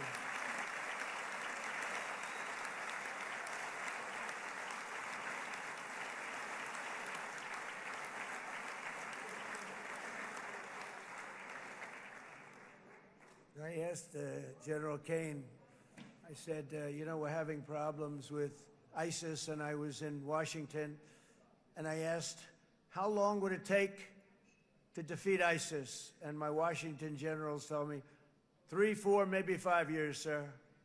I said, I don't get it. We've got the best equipment in the world. Why? So I flew to Iraq, and I met with a man named Cain. He said, what's your first name? He said, they call me Raisin, sir. I said, wait a minute, your name is Raisin Cain? I've been looking for you for a long time. You gotta be kidding. So they told me 3, 4, 5 years to defeat ISIS. And I sit down with him and I say, why is it? I flew there in the dark of night. I landed, I'll never forget it. It was quite a trip. I'm glad I made it because I met him. I said, could I ask you, General? I come down. He said with another general and a sergeant. Everybody was like central casting. They could go into a movie right now. Between him and you guys over here, we could get rich making movies, okay? And they got along so great. That's the beautiful thing, that your military and our military, Bibi, got along so great. But I was told by the television generals in Washington, we have the best equipment in the world. Why is it taking so long? And they said, 4 years. I said, so let me ask you, Raisin, how long would it take you to defeat ISIS? Sir, we can do it in 3 weeks, but you'll probably have some time left over. I said, you gotta be kidding. What the hell are you talking about? They said 4 years. I said, well, sir, look, it's not my place to say, but you're asking me the question. What you have to do is you hit them from the west, you hit them from the north, you hit them from the south, you hit them above, you hit them below. I said, so why didn't they do it? And he didn't want to speak badly of his superiors, which is hard to believe they were his superiors. Should have been the other way around a long time ago, because he's the one that did Operation Hammer. It was flawless. It was flawless. It was absolutely flawless. And I said, so you really think you can do it in 4 weeks? Yes, sir, 100%. You have to do it differently than they were doing it. They were using one base, and it was hundreds of miles away. And he says, we have all these portable bases all over the Middle East. And they didn't want to use them because they didn't want to offend the country where the portable, they wouldn't have even known what the hell the planes were going up, right? They wouldn't have known, but he said, no, they didn't want to defend anybody, offend anybody, and but we can do it in 4 weeks. I said, you sure about that? I'm going to call you back. I'll call you back on Monday. I'm going back to Washington. But you think 4 weeks? Yes, sir, I think we can do it in 4 weeks. We'll have time left over. So I call him on Monday. I say, you think you can do it? 4 weeks. I said, go ahead and do it. He did it. I'll tell you, he did it in 4 weeks, less than 4 weeks. So, General, stand up, please. Again, this is a real general. This is not a television general. He doesn't want to go on television.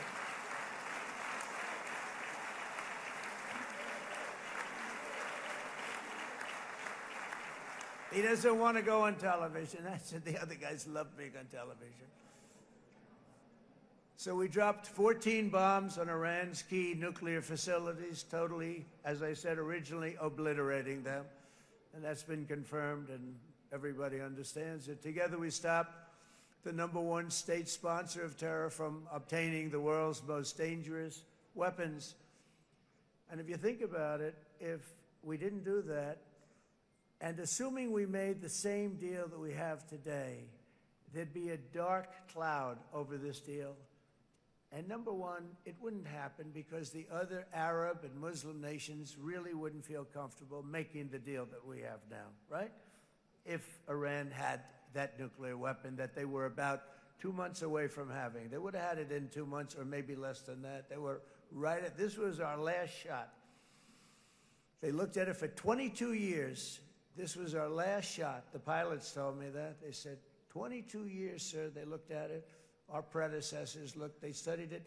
3 times a year would do drills on that exact attack. And boy, did they get it right. But let's assume they didn't, and let's assume there was large-scale nuclear weapons in the hands of Iran. We couldn't be here today. Even if we signed the deal, which we couldn't do because a lot of people would not want to have anything to do with it, we took a big cloud off of the Middle East and off of Israel.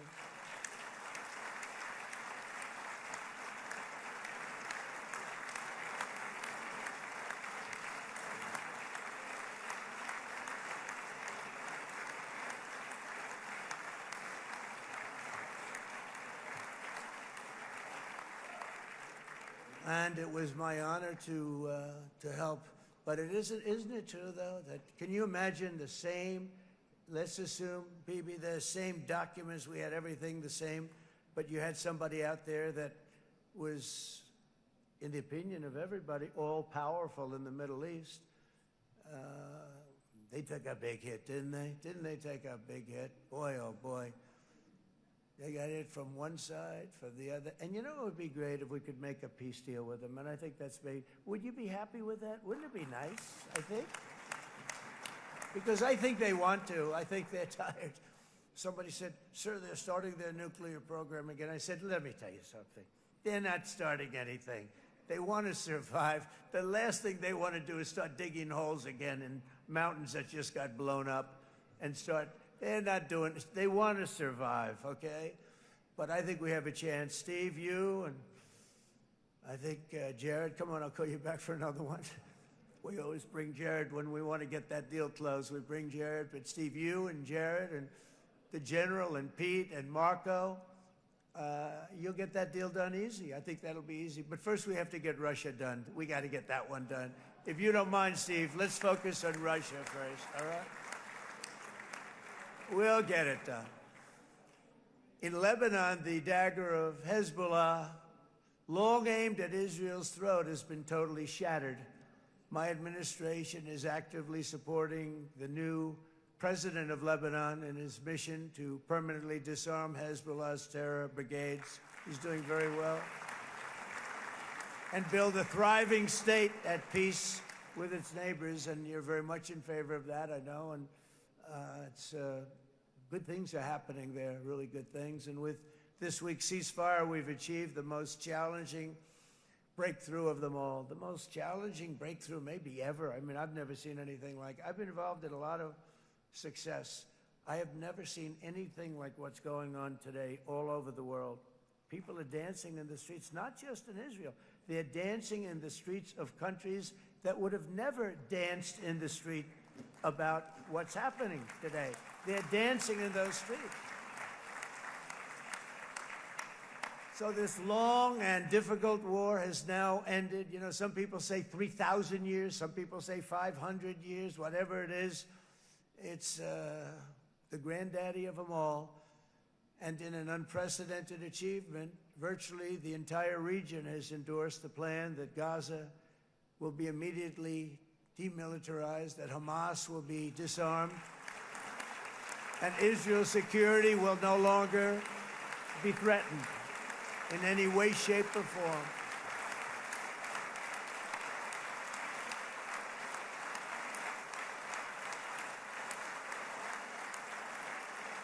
So Israel, with our help, has won all that they can by force of arms. You've won.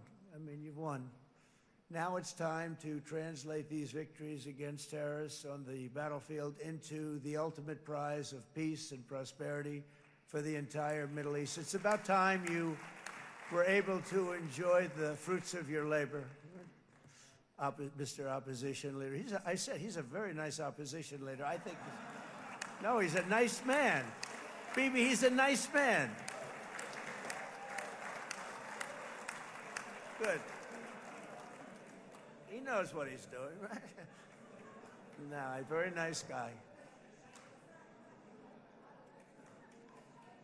Well, see, now you can be a little bit nicer, Bibi, because you're not at war anymore, Bibi.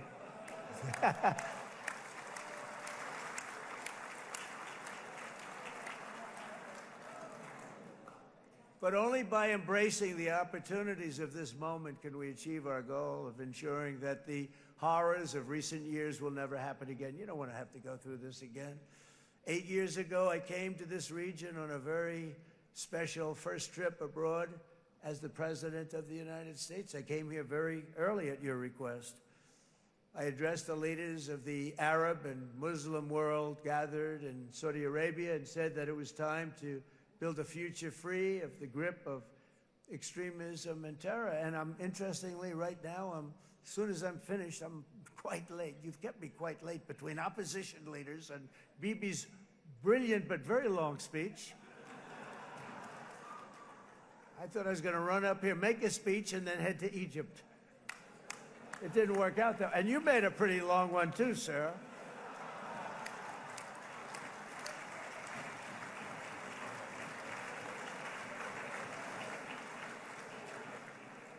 But I liked what you all said. It could be worse. Supposing on top of it, I didn't like what you said. That would be no good, Ron, would it? Ron, you did a great job, by the way, Ron.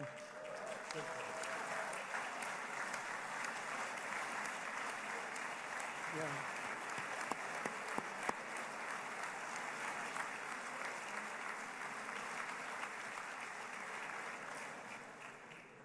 So I'm going to be meeting, actually, in a little while, I'm going to be meeting with the most powerful, the richest nations, really, in the world, although now, with the tariffs, the United States is by far the richest nation in the world, as you probably have been reading. But the richest nations, most powerful nations, you know, tremendous, headed by some tremendous people in many cases. Some cases I wouldn't say necessarily I would endorse, but I will tell you, some incredible people that really helped us make this all possible. So I'll be going there. I'll be quite late. They might not be there by the time I get there, but we're going to give it a shot. But the journey we started back then led to the crushing defeat of the ISIS caliphate, to the monumental Abraham Accords, and ultimately to the historic ceasefire this week, in which many of those same nations really played a very pivotal role, I have to tell you. Steve will tell you that. Jared will tell you that. Together, we've shown that peace is not just a hope that we can dream about. It's a reality we can build upon day by day, person by person, and nation by nation. And because of that, the Middle East is finally ready to embrace its extraordinary potential. You have extraordinary potential in this region. It should now be clear to everyone throughout the region that decades of fomenting terrorism and extremism, jihadism and anti-Semitism have not worked. They haven't worked. They've been a disaster. They've just killed. They've killed. They've backfired completely and totally. They've just totally backfired. Everything that you thought, take it worst case, it's turned out to be worse than that. They have not worked. From Gaza to Iran, those bitter hatreds have delivered nothing but misery, suffering, failure, and death. They've served not to weaken Israel, but to annihilate the very forces that did the most to foment this hatred. And it's really, I mean, everybody that's tried it has become irrelevant. Meanwhile, we've seen those nations that set aside their differences, reached across ancient divides, and pursued engagement are now among the most successful in the region. They're getting along with Israel, and they're doing great. And I can tell you the 4 nations that joined the Abraham Accords early on, and you'd all be doing me a favor, and I'm going to be saying this in a little while to some other friends, would love you all to, is this right, Jared? Join up in the Abraham Accords. We have to join up and get together. You can have that whole thing filled out. We had a very weak administration, worst president in the history of our country by far. And Barack Obama was not far behind, by the way.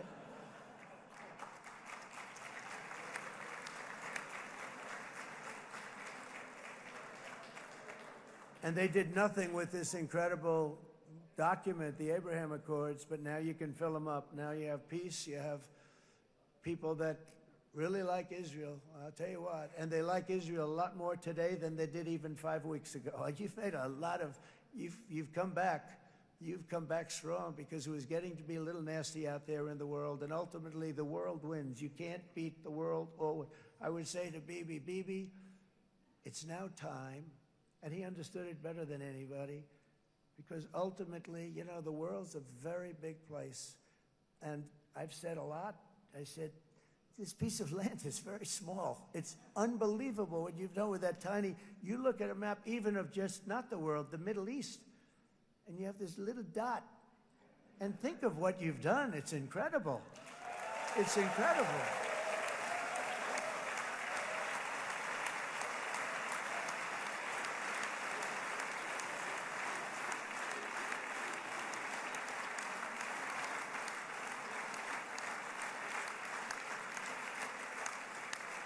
But the world is loving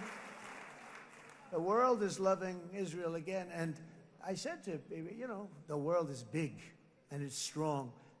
And Ron, ultimately, the world wins. And we don't have to worry about that now. But there was getting to be a period of time over the last few months, you know, the world wanted peace and Israel wanted peace. Everybody did. Everybody did. And what a victory it's been, right? What a victory it's been. If you would have gone on for 3, 4 more years, keep fighting, it was getting bad. It was getting heated. The timing of this is brilliant. And I said, Bibi, you're going to be remembered for this far more than if you kept this thing going, kill. It would be it would not be the same. And I just want to congratulate you for having the courage to say, that's it, we've won. And now let's enjoy our lives and let's rebuild Israel and make it stronger and bigger and better than it's ever been before. You're going to do that. Took a lot of guts. And the choice for Palestinians could not be more clear. This is their chance to turn forever from the path of terror and violence. It's been extreme, to exile the wicked forces of hate that are in their midst, and I think that's going to happen. I've met some people over the last couple of months that want to see it happen very much, and after tremendous pain and death and hardship, now is the time to concentrate on building their people up instead of trying to tear Israel down. We don't want that to happen again. And the total focus of Gazans must be on restoring the fundamentals of stability, safety, dignity, and economic development so they can finally have the better life that their children really do deserve after all these decades of horror. I intend to be a partner in this effort in the sense that we're going to help and we're going to do something that became unbelievably popular. Everybody wants to be on it. It's called the Board of Peace, okay? How about that? Is that a beautiful name? Like a Board of Peace.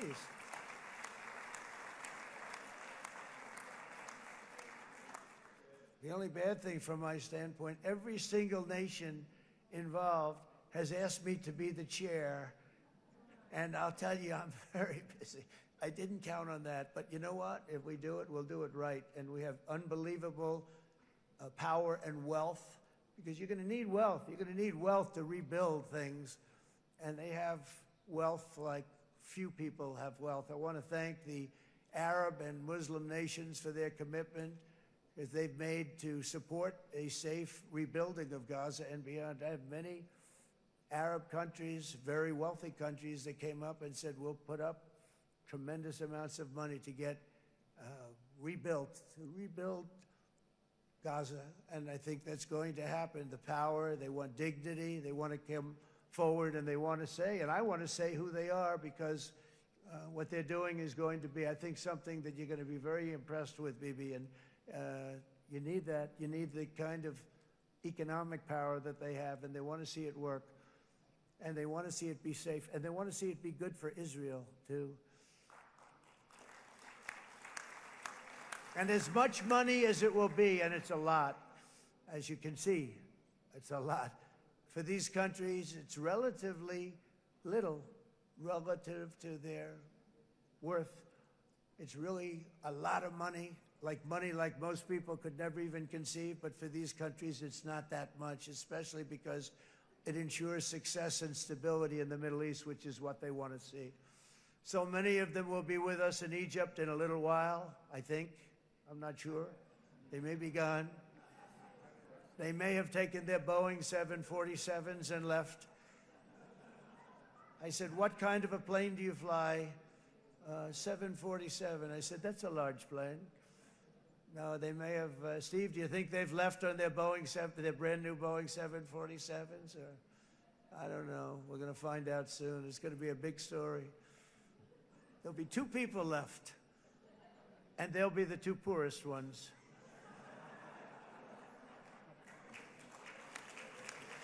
But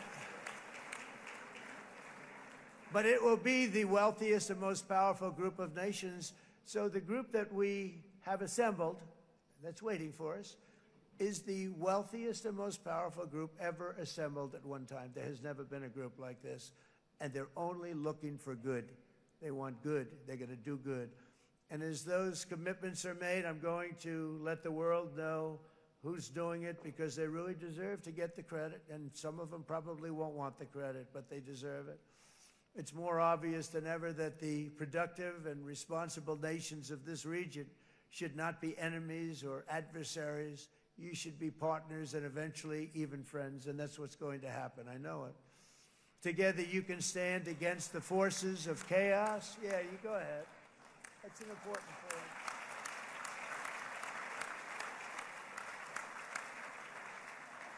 Because you can stand against the forces of chaos that threatened all of your interests, and it's always a big threat, and unleash incredible prosperity and opportunity for all the people of these lands, and that's what's going to happen. You're going to unleash numbers and success, the likes of which Israel has never been able to think of, because you're so firm, and you should be, and you've done the right thing in defending yourself.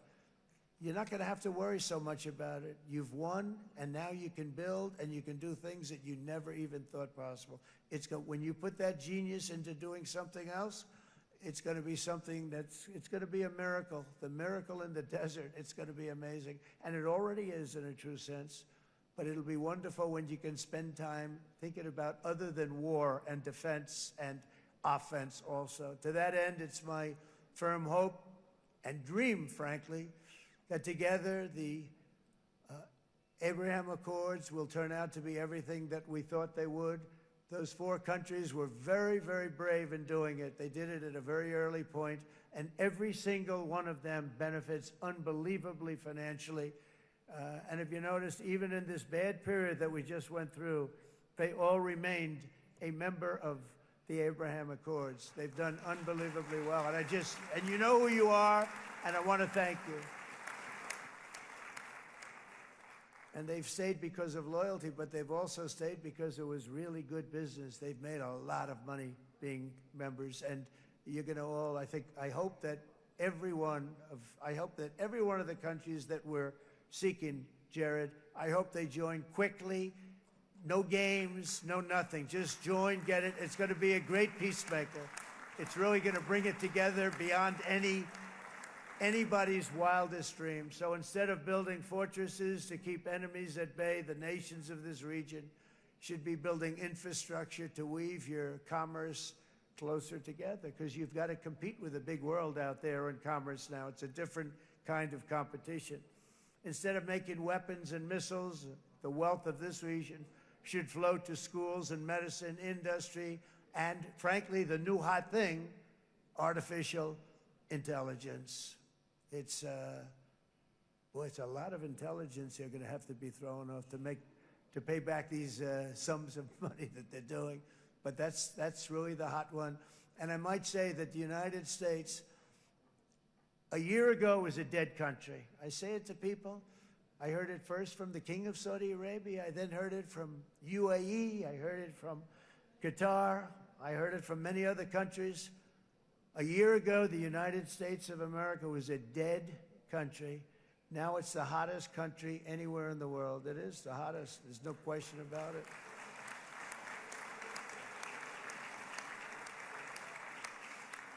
In fact, if you go back a year ago, before the election, although once we had November 5th, we became hot because people got it. I would say November 5th was a time that we became really hot. But once you go back a couple of years, if I were in charge and the country was doing what they were, nobody was going to ask me to speak. Nobody asked Joe Biden to come up and speak, I guarantee you that. And if they did, he would have turned them down, I promise you. He didn't speak. He didn't speak, and he didn't speak well. But all of the countries in the Middle East, it could have, what we're doing now, it could have happened a long time ago, but it was strangled and set back almost irretrievably by the administrations of Barack Obama and then Joe Biden. There was a hatred toward Israel. There was an absolute hatred. The setbacks really started when President Obama signed the Iran nuclear deal. This was a disaster for Israel, and it was a disaster for everyone. And I remember that Bibi Netanyahu came to the United States and worked so hard to try and get Obama not to do that deal.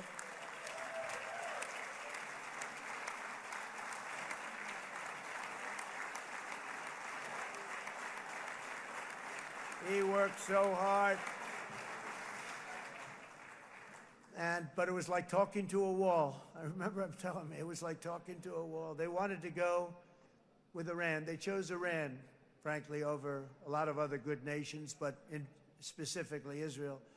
And that was the beginning of a very bad period of time. You had Obama go out, and the Iran nuclear deal turned out to be a disaster. And by the way, I terminated the Iran nuclear deal, and I was very proud to do it.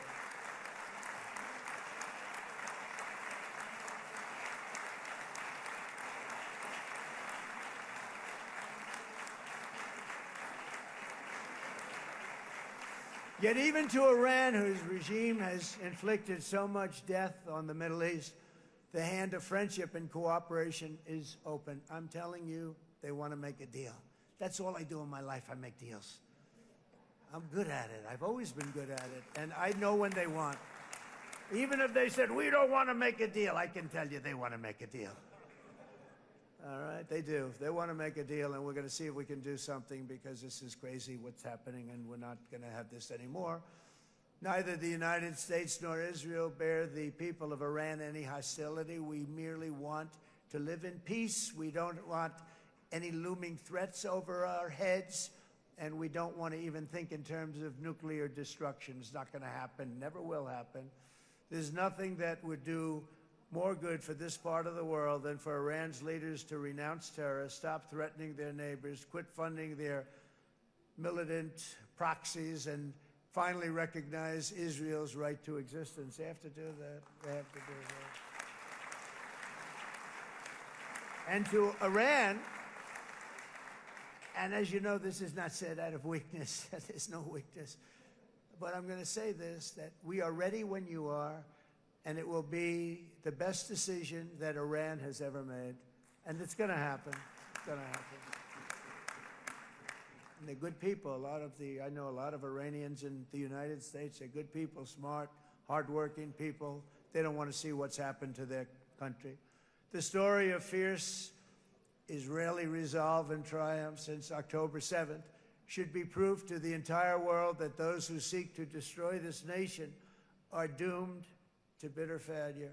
The state of Israel is strong, and it will live and thrive forever.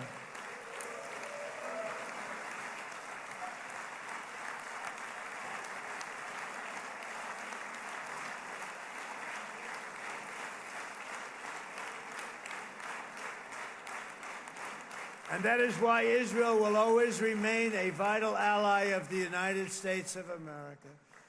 Israelis share our values, field one of the world's most powerful militaries. You really do. You have an amazing, what a job you've done. And have one of the most innovative economies on earth.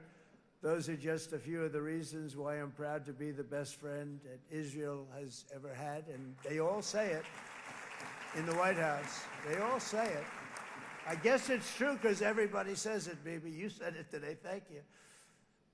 But as president, I terminated the disastrous Iran nuclear deal, and ultimately I terminated Iran's nuclear program with things called B-2 bombers. It was swift, and it was accurate, and it was a military beauty.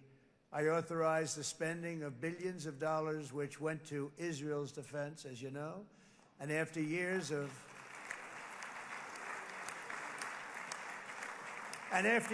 broken promises from many other American presidents, you know that, they kept promising. I never understood it until I got there. There was a lot of pressure put on these presidents. It was put on me too, but I didn't yield to the pressure. But every president for decades said, we're going to do it. The difference is I kept my promise and officially recognized the capital of Israel and moved the American embassy to Jerusalem.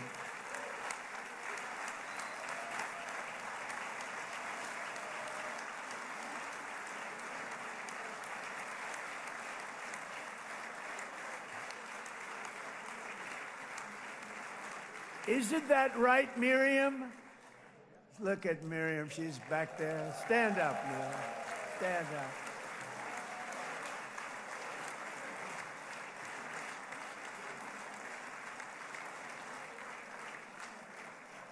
Miriam and Sheldon would come into the office. They'd call me. He'd call me. I think they had more trips to the White House than anybody else I can think of. Look at her sitting there so innocently. She's got $60 billion in the bank. $60 billion. And I think she's saying no more.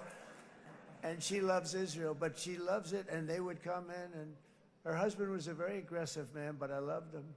He was a very aggressive, very supportive of me. And he'd call up, can I come over and see you? I say, Sheldon, I'm the president of the United States. It doesn't work that way. He'd come in, we would do. But they were very responsible for so much, including getting me thinking about Golan Heights, which is probably one of the greatest things to ever happen to Israel.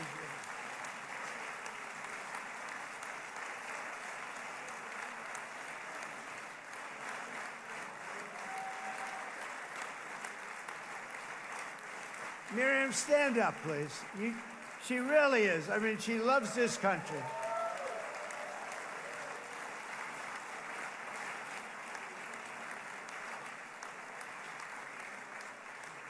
She loves this country. Her and her husband are so incredible. We miss him so dearly. But I actually asked her, I'm going to get her in trouble with this, but I actually asked her once, I said, so Miriam, I know you love Israel. What do you love more, the United States or Israel? She refused to answer. That might mean Israel, I must say.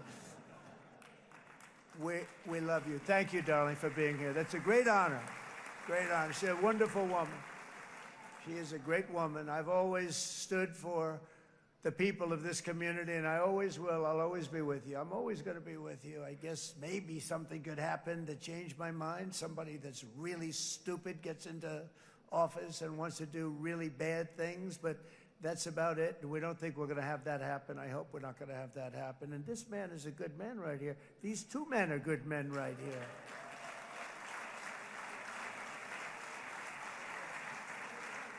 Hey, I have an idea.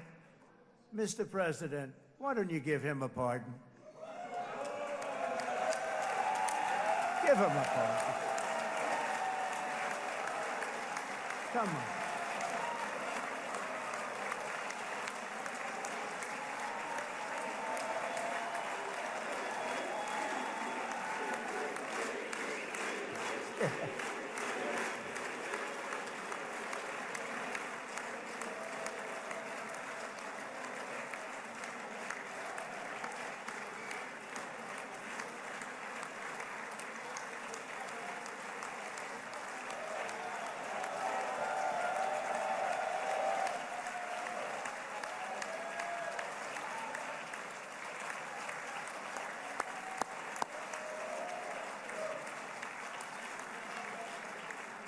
By the way, that was not in the speech, as you probably know.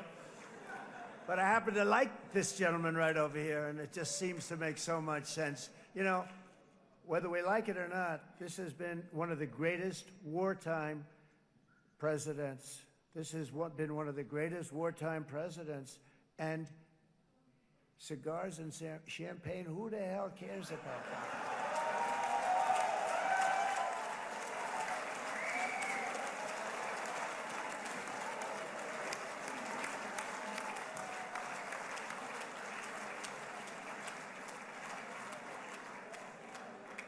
All right, enough controversy for the day, right?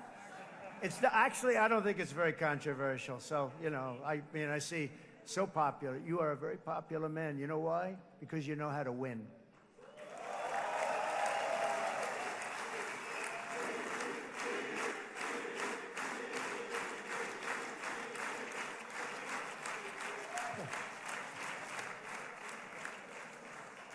Over the past 2 years, I've met many of the families of the Israelis taken hostage and those that were taken hostage. Unbelievable. I've looked into their eyes. I've seen the worst nightmares of their suffering, but I've also seen something else, the beautiful love of the people, the love of people, frankly, that hold things together, the love that gives you the courage to carry on through thousands of years of persecution and repression and to emerge with the heart of David.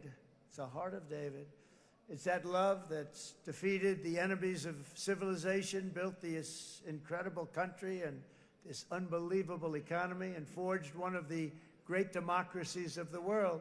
That is why it's a true honor to stand here today and address this assembly in your ancient and eternal now capital, Jerusalem. I'm proud to have helped in that regard.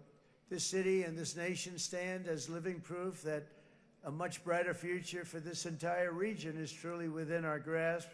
For thousands of years, Jerusalem has been a home to Christians, Jews, Muslims, and people of all ethnicities and creeds. This is the holy center of the world's three great Abrahamic faiths. I like that too.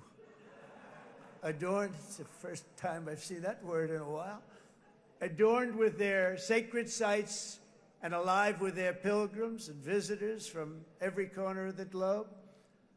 But here between the Western Wall, the Temple Mount, and the hill called Calvary, people of every faith and background live, work, pray, serve, and raise their families side by side, and they do it with love.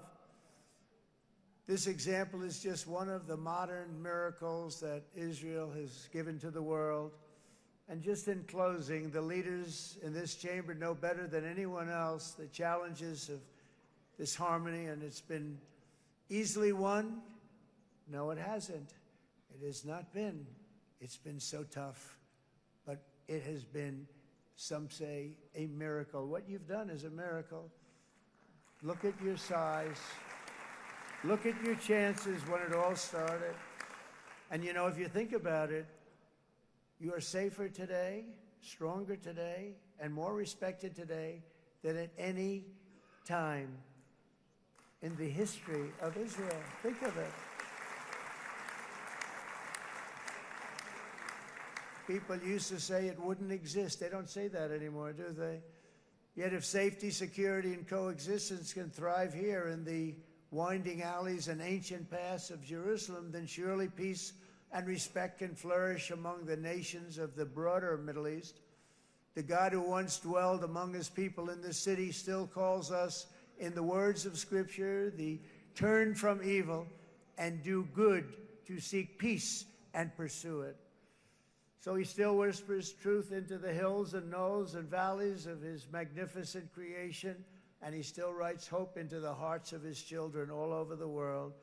And that is why even after 3,000 years of pain and conflict, the people of Israel have never given up from the threats of Zionism, from all sorts of threats. You want the promise of Zion. You want the promise of success and hope and love and God. And the people of America have never lost faith in the promise of a great and blessed future for all of us. From the very first day that modern Israel was founded, we have stood together through thick and thin of setbacks, and through victory and defeat, through glory and heartache. We have built industries together. We have made discoveries together. We have confronted evil together, and we have waged war together. And perhaps most beautifully of all, we have made peace together. And this week, against all odds, we have done the impossible and brought our hostages home.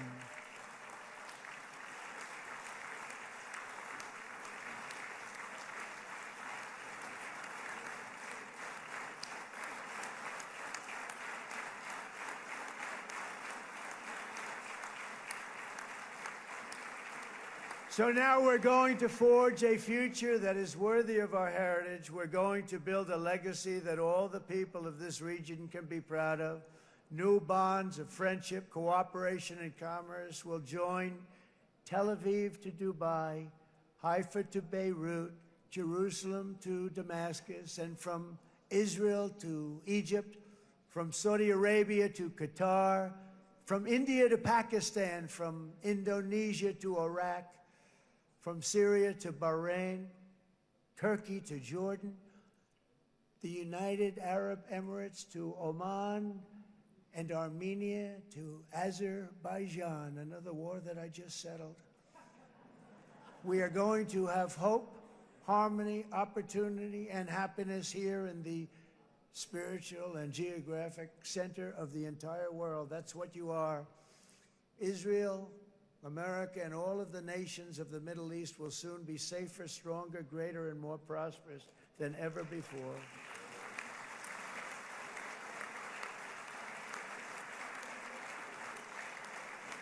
And I want to thank you all once again for this exceptional honor. This has been truly an honor. It's seldom that a president is invited to do this. And I love Israel. I'm with you all the way. You will be bigger, better, stronger, and more loving than ever before. Thank you very much. God bless you. God bless the United States of America. And God bless the Middle East. Thank you, everybody. Good luck. Thank you very much. Thank you.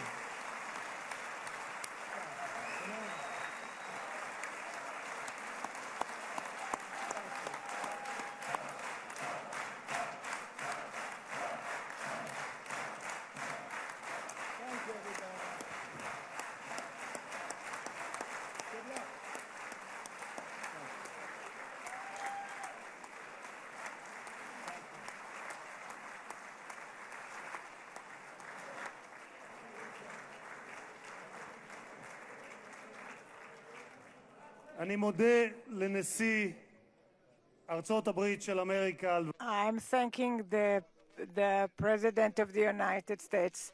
The session is over. The next session will be on the 20th of October at 4 o'clock in the afternoon. Happy holiday and good.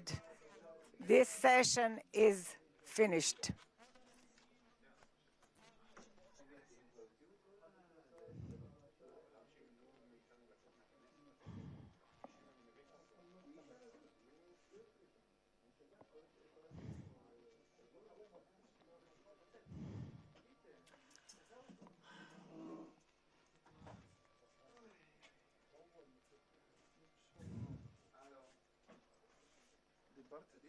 כן, שושה אמרתי, קחו מונית. He did an amazing job. מה זאת, ניקח מונית והם יחזירו לנו כסף.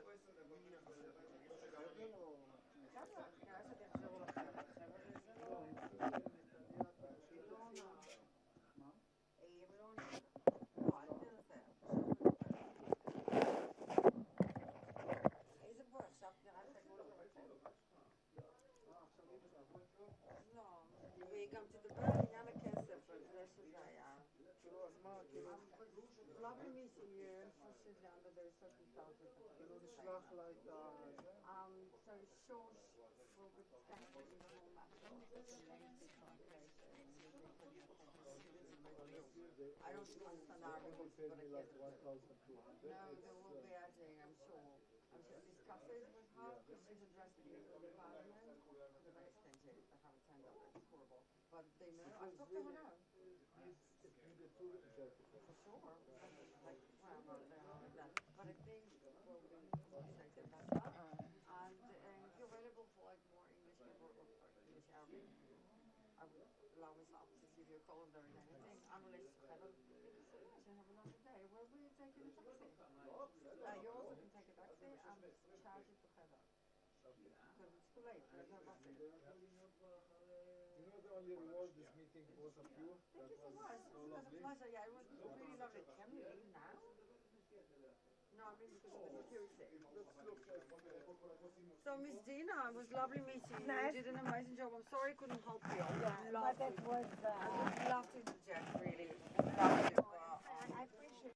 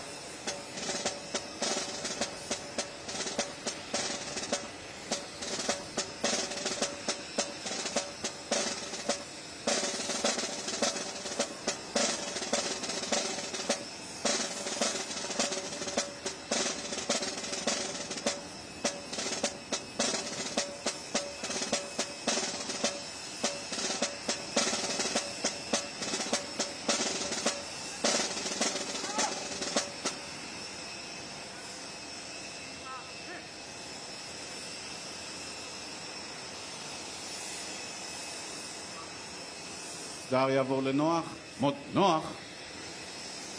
אני צועק לכם מפה בלי הרם, ואז אני אתן וואן, אין.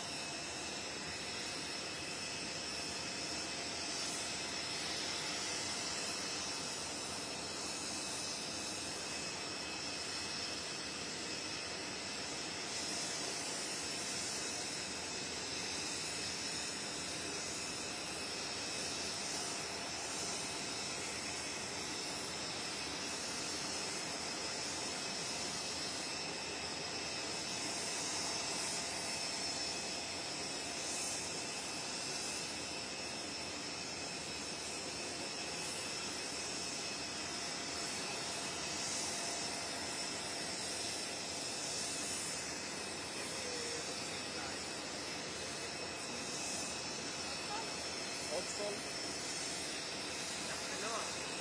יאללה, יאללה.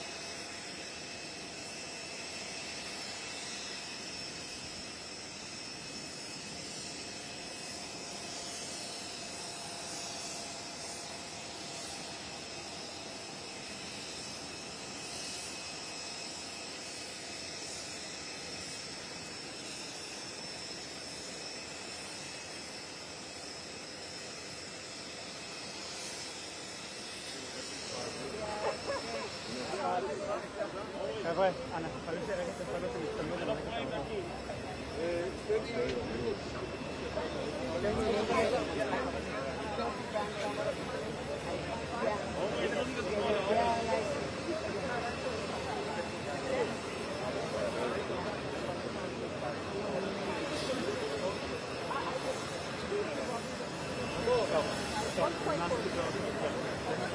We can go together.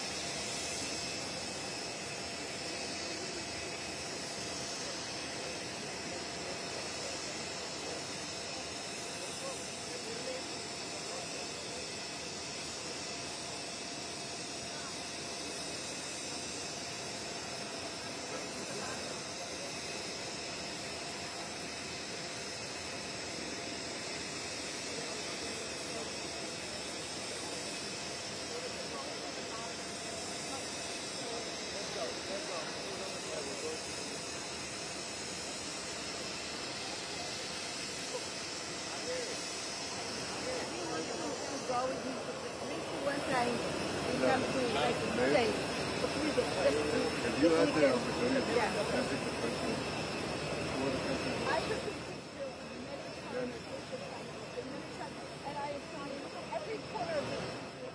bet I'll show you some pointers.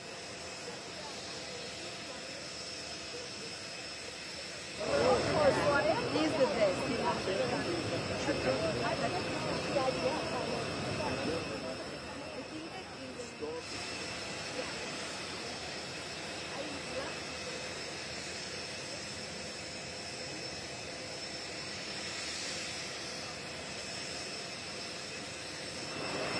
That's the Jesus book. You see the book? Have you seen it? I call it Tuscany with history. יעבור לנוח, מות נוח.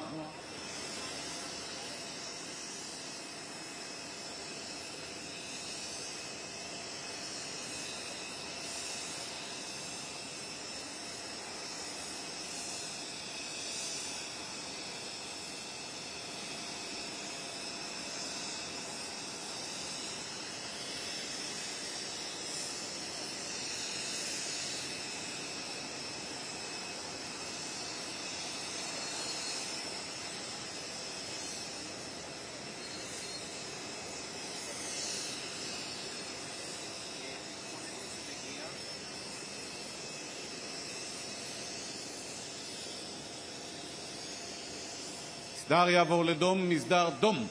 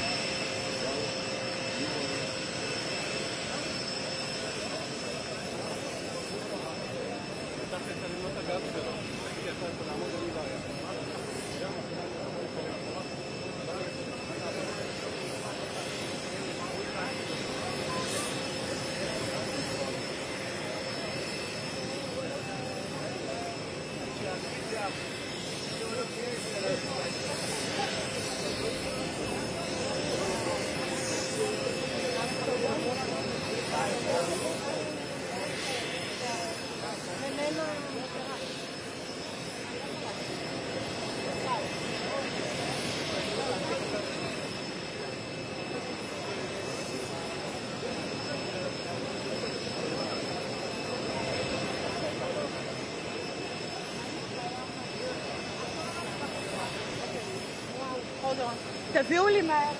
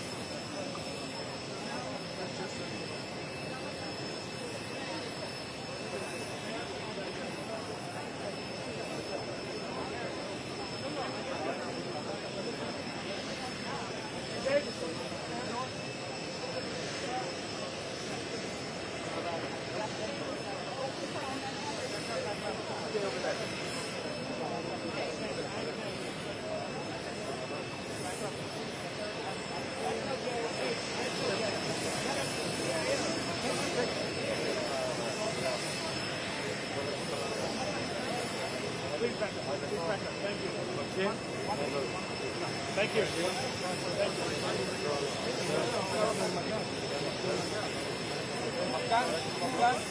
המפכ"ל, תסתכלו לפה.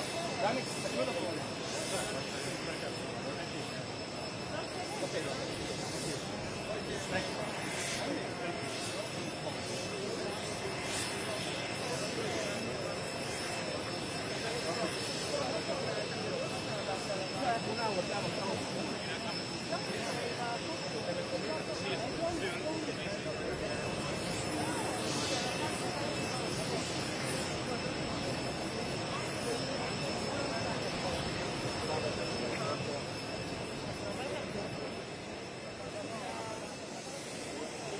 You gotta stay away from the car.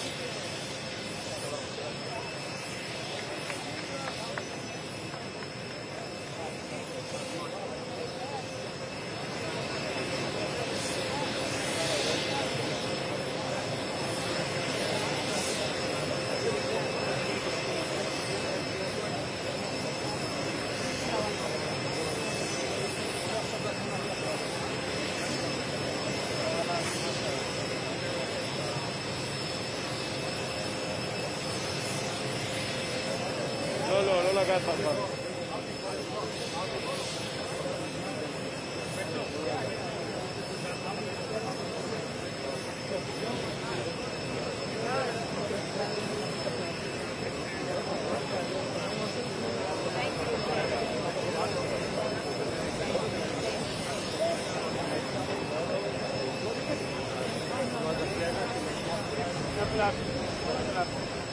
We need to move where all the other photographers are now.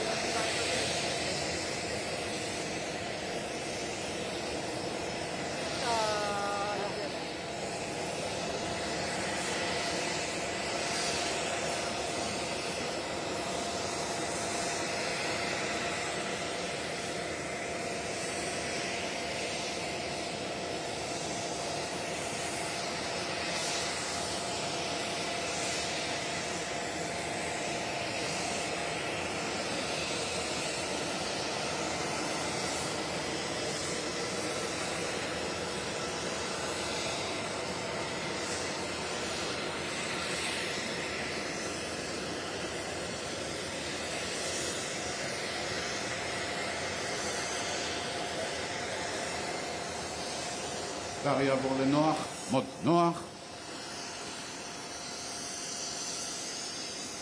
שר יעבור לדום, מסדר דום.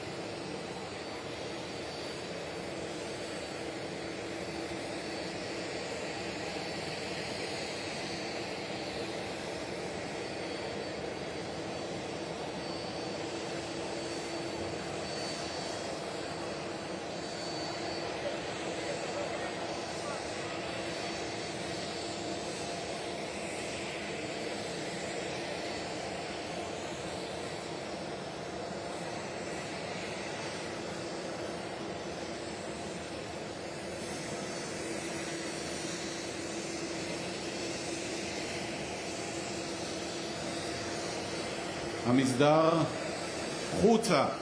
נה. במקום. לא.